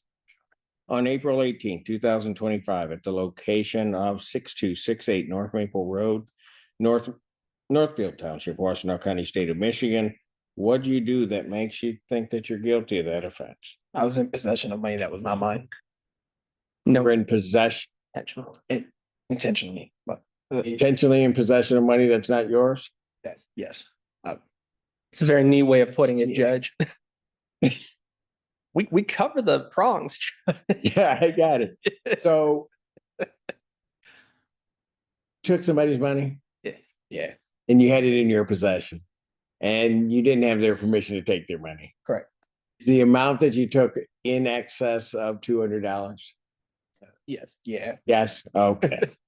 Sir, if I accept your plea, between the time I accept your plea and the time of sentencing, you commit misconduct as defined under the Michigan court rules, you would not be entitled to withdraw your plea, and the court would not be bound by any sentence evaluation or recommendation. You understand that? Counsel, are you aware of any other promises, threats, or other inducements which have led to this plea? None from the people? None from the defense, Judge. And have I complied with the court rule? Yes, Your Honor. Yes, Judge. Court will accept the defendant's plea to count 2. Count 1 is dismissed. A pre-sentence investigation and a report is ordered at 14A3 probation. Sentencing will be July 6th at 9 a.m. July 6, 2026, 9 a.m. before Judge Freshour. Bond Wilkin. Thank you, Judge. Thank you, sir. Have a nice day. You do the same. Court calls case People versus Davion Smelter. Afternoon, Your Honor, Raymond Cook for the people. Smetler, I think it is. May it please his honorable court, James Singh on behalf of Mr. Smetler, who's I believe is present via Zoom and consents to being present via Zoom. Sir, can you state your name? Davion Smetler. All right. And what are we doing today? Your Honor, defense counsel was recently retained by Mr. Smetler. I'm in receipt of the paper discovery. I'm not sure if the people have emailed me the digital. However, we would like to just adjourn today's proceedings so that I can go through the discovery and we can set the matter for exam if the parties can't come to a resolution. All right. How much time you need? Will the 18th work for you? Court's indulgence. I have that. I do. I went and bought some indulgence. Yes, I believe the 18th will work. I don't use it, but the 18th will work, counsel. Yes. All right. No, hearing no objection. I'll adjourn this matter June 18th, 2026, 9 a.m. Thank you, Ben. Sir, if you can just email us a copy of your appearance to PA discovery@washtenaw.org, we'll be able to get everything. I don't see that we have a copy of your appearance in our files. It's probably why discovery is taking a little bit to get to you. Very well. All right. Thank you. Bond will continue. Thank you. Court calls case People versus Michael Smith. Oh, boy. Wonder when her case. Wouldn't be a Thursday without me. That's it.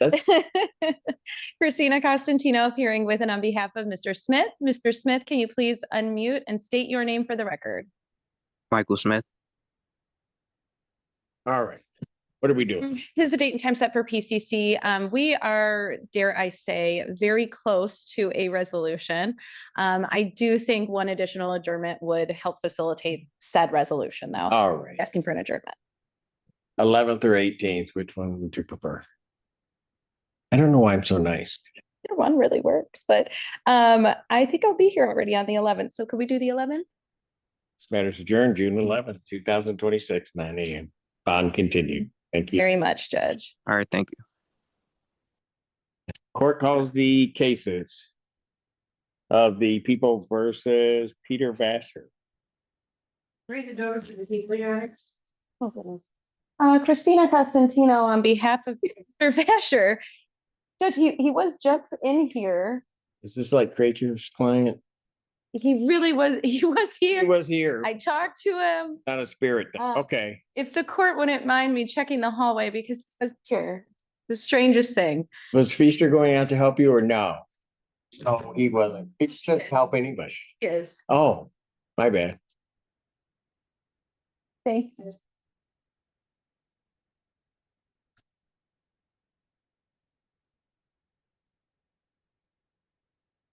And up right here. Mr. Please state your name for the court. Peter J. Vasher. Thank you. Okay.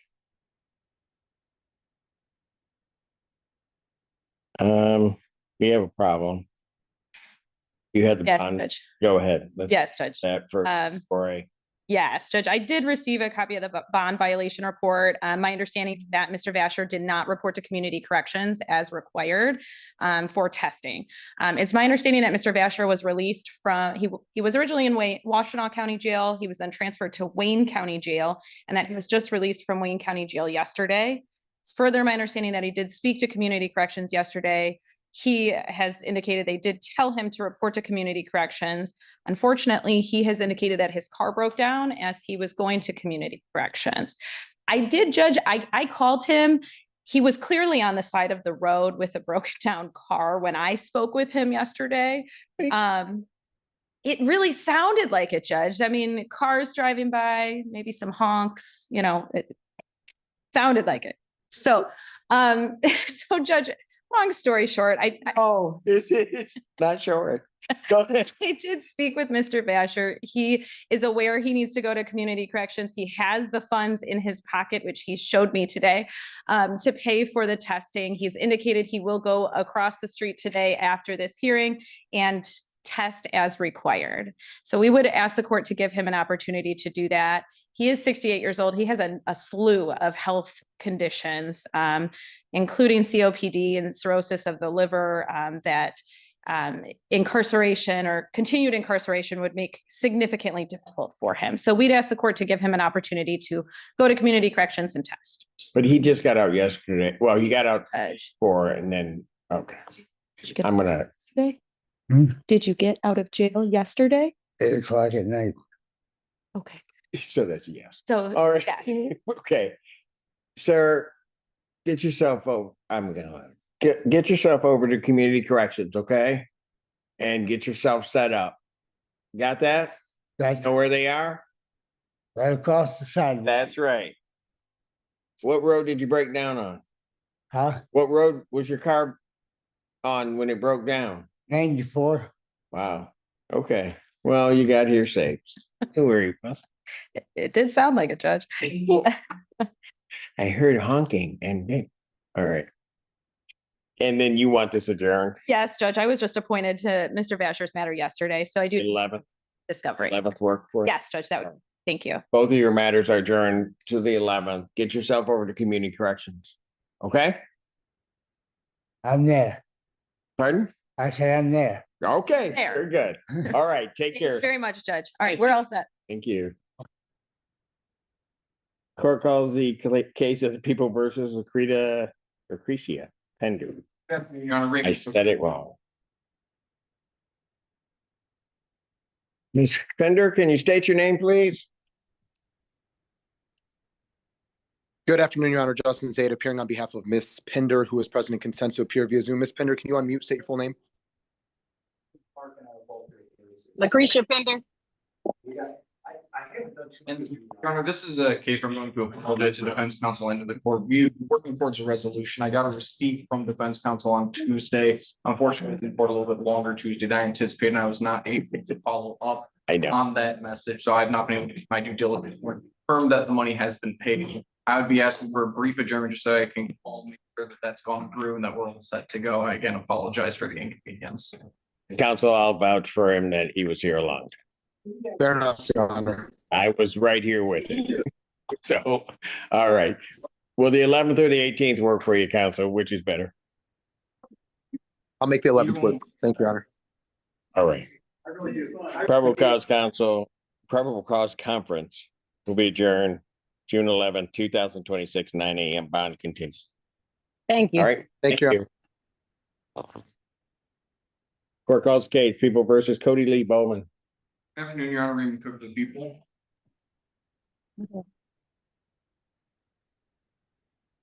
Hello, Your Honor.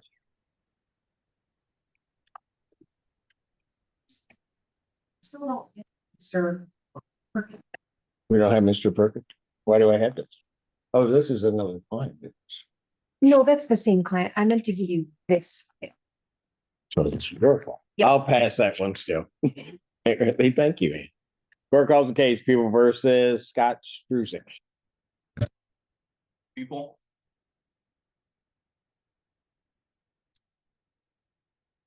Good afternoon, Your Honor. Uwe Daus appearing with and on behalf of Mr. Zurich, standing to my right. Scott, state your name for the court, please. Scott Zurich.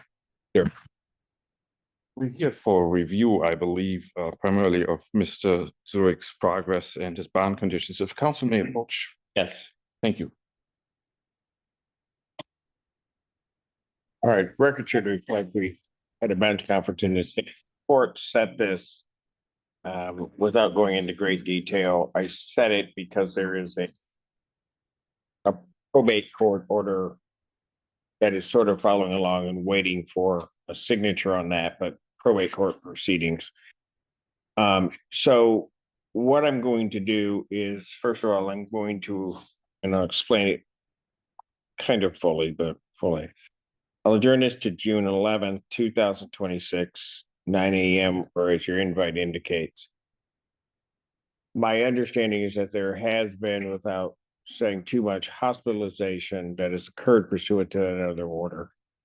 There is additional treatment, which of course then has to happen and follow, but some of that, this court is going to follow along with the probate court's orders and try to make sure that they are consistent with each other.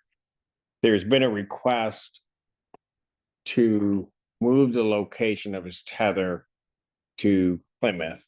Not going to put the address on the record. I will agree to that. There's also a request that it no longer be a home confinement. I am not at this time going to do that, given that the court's understanding is that there's new treatment, new medications, and before I even begin to try to analyze that, I want to see how that is. So the location of his tether may be moved. It will remain a home confinement tether. He is permitted to leave the home confinement for the purposes of meeting with his attorneys, court proceedings. I am also going to permit, my understanding is there are 2 children that have soccer games. And so council has those dates, so I'm going to allow him to attend those soccer games. And I think those are all of the exceptions to the home confinement. I will then look at it again on the 11th regarding and see how things are going medication wise and else. Very good, thank you. And I think to provide particulars of those soccer games, the locations, the times to community corrections. Yes, and I would like, if you could, Mr. Goss, prepare an order outlining all of that. Sure. The only last thing I would ask, I do understand the victim is here in person. I would just ask the defendant to remain in the courtroom so the victim can leave, and that way there's no issue potentially on the way out of the courtroom. They're on this side somewhere. Other side. That's this side. Yeah. Which side? They're on that. Okay, sir. What I'm going to do is I will see to that. You need to have a seat on this side of the courtroom. All right. And then they will exit. And then once we know that they have safely left the building, then you can leave. All right. Very good. Thanks.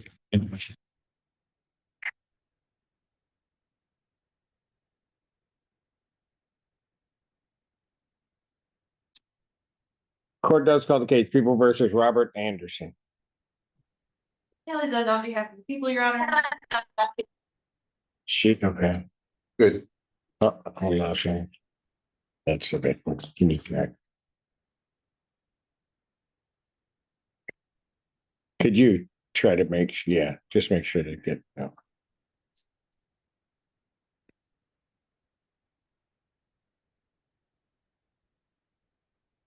Good morning, Your Honor, or good afternoon, Your Honor. May it please the Honorable Court, David Burgess on behalf of Robert Anderson, who's appearing via Zoom, Your Honor. Sure. Oh, there he is. Hello, Robert D. Anderson. Please. Robert D. Anderson. Thank you. You're requesting an adjournment. That's correct, Your Honor. I know you're giving out dates. If the 18th is available, that'd be great. Picked his own date. Do you see how you did that? That's the problem with Burgess. You tell him not to do something, he does the opposite. It's just, yes, June 18th. Diplomacy all day, Your Honor. 18, 2026, 9 o'clock. Thank you. Thank you, Mr. Anderson. Thank you. Thank you. Court does call the case of People versus Amanda Brown. Good afternoon, Your Honor. Ricky, for the people. Good afternoon again, Your Honor. May it please the Honorable Court, David Burgess on behalf of Amanda Brown, who's approaching. Hello. Your name? Amanda Brown. Requesting an adjournment? I am, Your Honor. I'm going to give you the 18th. Oh, thank you very much, Your Honor. You're welcome. June 18th. I'm shocked. I'm surprised, Your Honor, but thank you. 2026, 9 a.m. Court calls the case, People versus Morgan. Is it Gelander? Gelander, Your Honor. Lander. Good afternoon again, Your Honor. May it please the Honorable Court, David Burgess on behalf of Morgan Gelander, who's approaching. Name? Morgan Juliana. Now watch how nice I am. You want an adjournment? Thank you, Your Honor. June 18th, 2025, 9 a.m. Appreciate it, Your Honor. Thank you. You have a good day, Judge. Court calls the case, People versus Cody Bowman. Is he back yet? Oh, finally. Yes. People. He has graced us with his presence.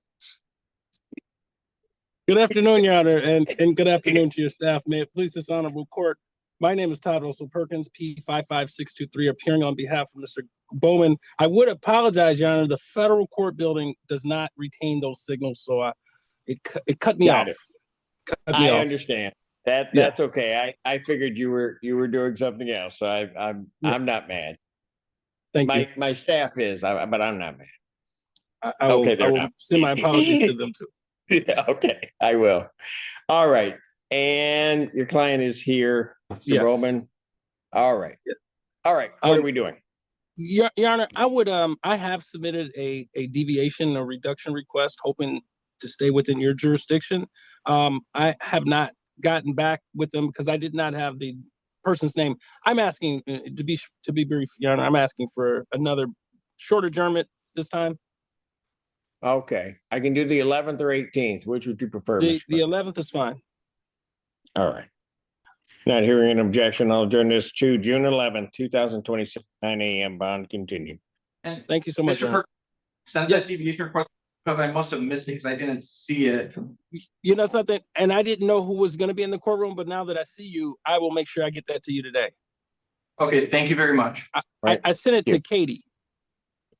I am not Katie. I know you're not. I know you're not. I know you're not. Okay. Wow. All right. See you. Okay. Take care. Thank you. You too. Bond Your Honor, continue. thank you, Mr. Perkins. You're welcome. Thank you, Mr. Bowman. Court calls the case of the People versus Andrew Leamy. Good afternoon, Your Honor. I Ready mean- with the people. Ready, John. This is a recall. Colin Daniels, on behalf of Mr. Levy, who stands to my right. I am in for the attorney of record, Neil Rockin, in this matter. Is that with your permission, sir? All right. I have before me a plea form that indicates that he would be pleading guilty to an added count 2 of larceny, 200 to 1,000 to 1 year offense. On a successful plea to that charge, count 1 would be dismissed. There is also a sentence agreement of Haida. That's correct, Judge. Which full understand. That's correct, Your Honor. Correct, Judge. May I have him sworn? Solemnly sworn to affirm the testimony you're about to give will be the truth, the whole truth, and nothing but the truth, so help you God. Yes. State your name, please. Bellini? Sir, it is this court's understanding that you are going to be pleading guilty to the charge of larceny 200 to 1,000. That is a misdemeanor punishable by up to 1 year incarceration, a $2,000 fine plus court costs. The fine could be increased to 3 times the value of the property taken. If that's greater than $2,000, that would become the maximum fine. You understand that? You also understand, sir, that while I'm taking your plea, I would not be your sentencing judge. And you would be sentenced before Judge Freshour in the 1483 District Court. You understand that? Still wish to plead guilty? Yes. And to that charge, how do you plead? Good. Now, you understand that by pleading guilty, you'll not have a trial of any kind. You signed an advice of rights form, is that correct? Any questions regarding any of those rights? Please look at paragraph 5 on that form. Those are your rights, which are part of a trial. You understand by pleading guilty, you'll be giving up those rights as well as all the rights on that form. You understand your right to appeal of right? Yes. Are you on probation or parole?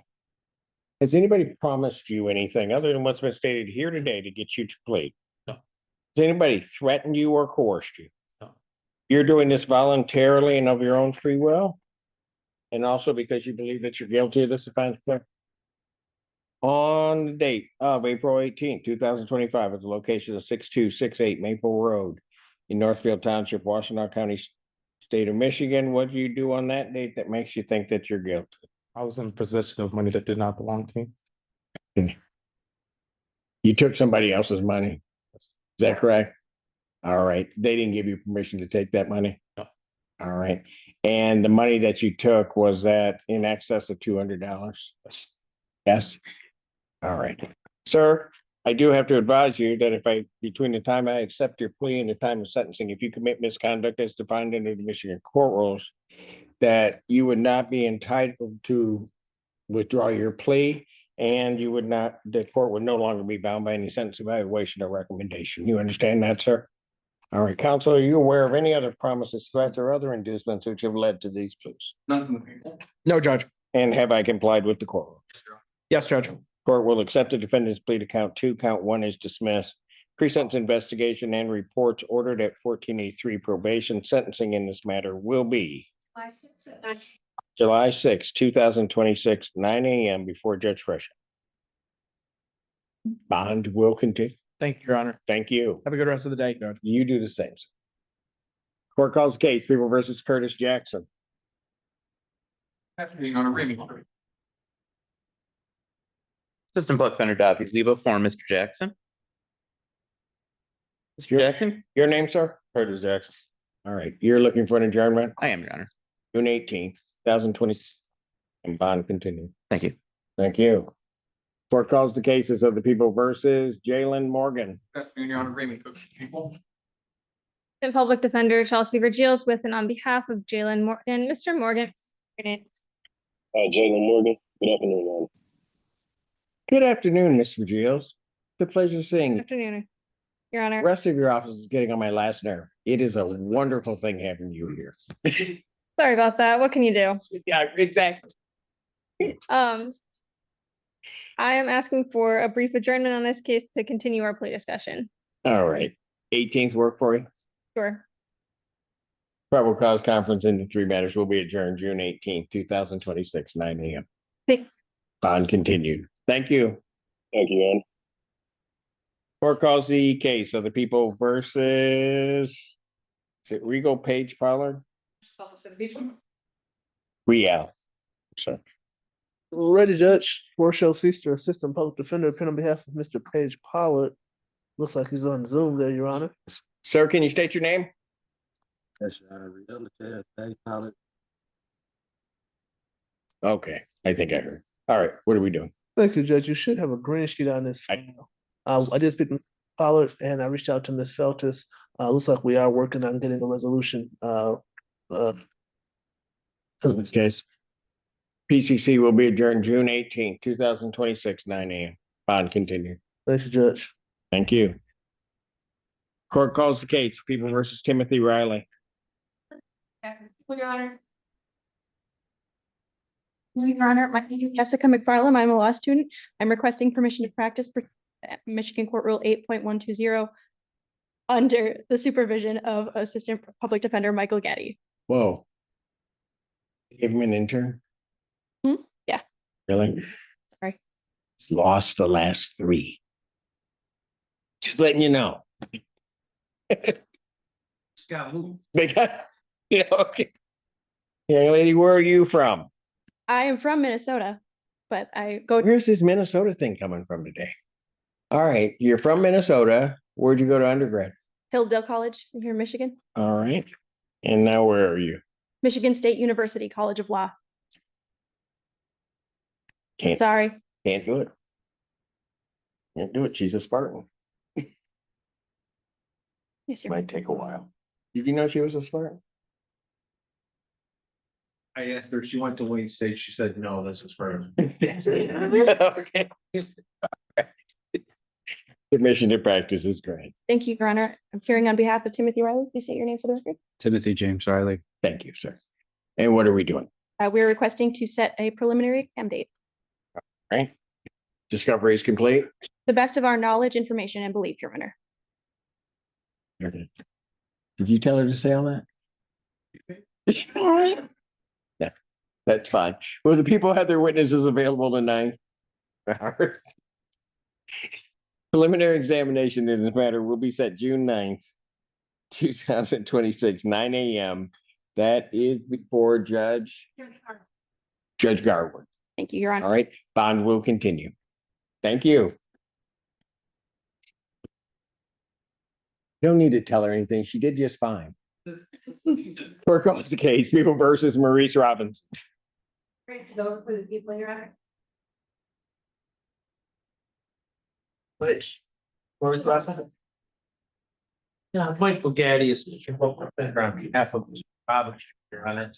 We did submit a green sheet letter. It's our understanding he's in Winnebago, Illinois, in Winnebago. Is this Mr. Robinson's case? Yeah. Oh, good. It's our understanding that he's incarcerated in Illinois at a place called the Winnebago facility. We have not been able to rent him out.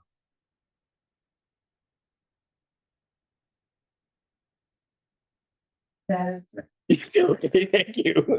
All right, June 18th. Thank you, Judge. 2026, 9 a.m. Court calls the case, People versus Renee Schimmel. Assistant Public Defender Chelsea Virgils with and on behalf of. State your name. Renee Jamal. That's right, it's Schimmel. And I get the emphasis wrong when I see it. All right, what are we doing? We're asking to adjourn, Your Honor. There is a related civil matter that we are waiting on seeing what happens with that to know how we would like to proceed. No objection. How?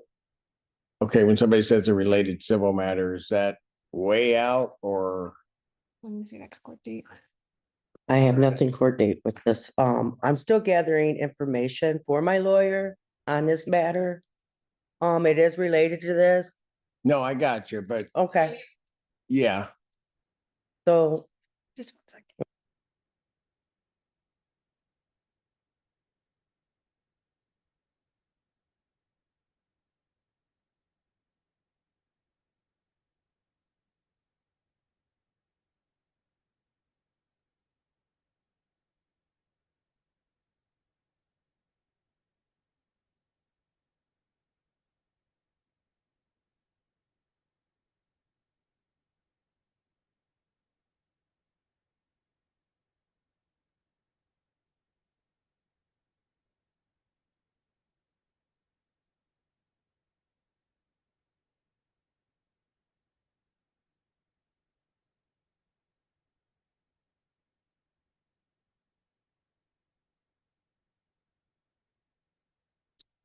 Okay, record should reflect we had a bench conference in this case. I will adjourn this matter out June 25th, 2026, 9 a.m. All right, thank you. Court calls the case, People versus Matthew Smith. You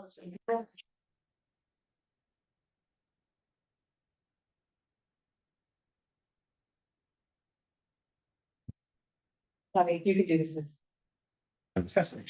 Assistant Public Defender Davi Lebo for Mr. Smith, filling in for Mr. Gaddy. Mr. Smith, can you state your name? Hi, Matthew Smith. Huh. Second objection. I will have absolutely no objection to that. Your All right, this Smith. Yeah. All right, thank you.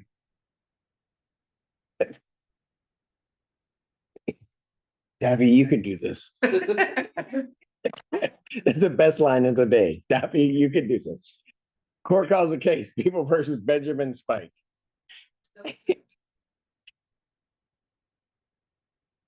Bill Geiger on behalf of the defendant, Your Honor. I'm not sure if he's here or not. We checked the gallery. We didn't find him, so I don't know if he's over Zoom. We being whom? Myself. Oh, I didn't see Mr. Fish Okay. behind you. So you haven't seen him, counsel? No, we've reached out to So distressed. I'm here to support him. No, he always looks like he's in angst when he gets up. Like this is the most painful thing in the world for him. Just take a deep breath, relax. You're stressing me out. And Will do. stress Alan out, and then it's just gonna be a mess. All right. We've reached out to He's not doing it. He just go ahead. We've reached out to Mr. Spike through call, text, email, and have not heard anything back, Your Honor. Okay. You could have said that at the beginning. He kind of looked around doing the stall like he's gonna walk in. Bench warrant will issue for defendant's failure to appear, bond 10,000 cash surety. That warrant will issue immediately. People versus Antoine Taylor. Assistant Public Defender Davy before Mr. Taylor, who is perhaps in this room. How do you do it, Davy? Well, unfortunately, Your Honor, I've tried to reach Mr. Taylor. I have not been successful in that.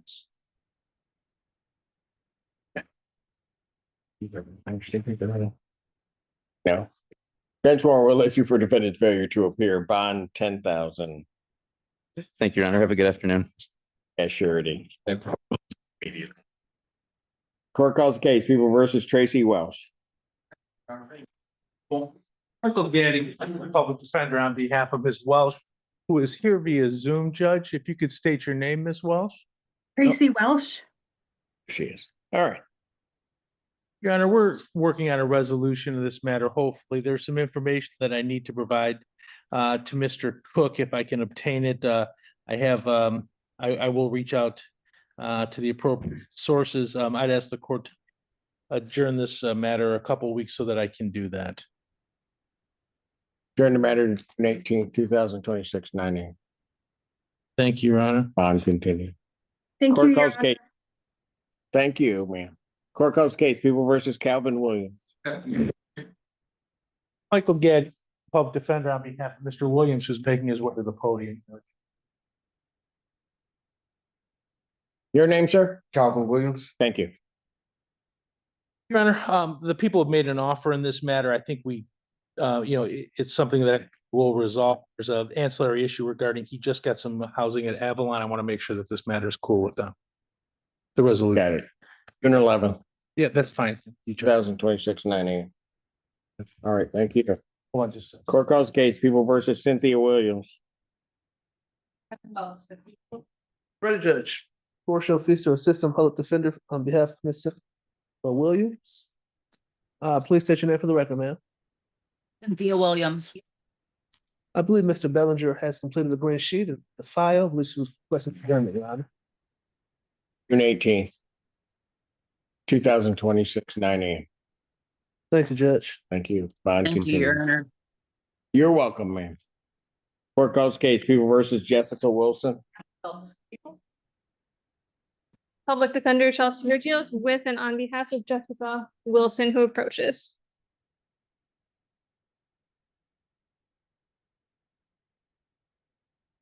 But he knocked the thing out of her hand. Did you see that?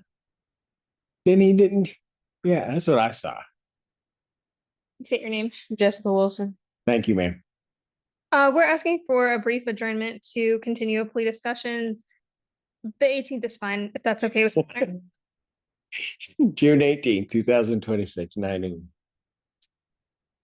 Bond will continue. Thank Thank you, you. Your Honor.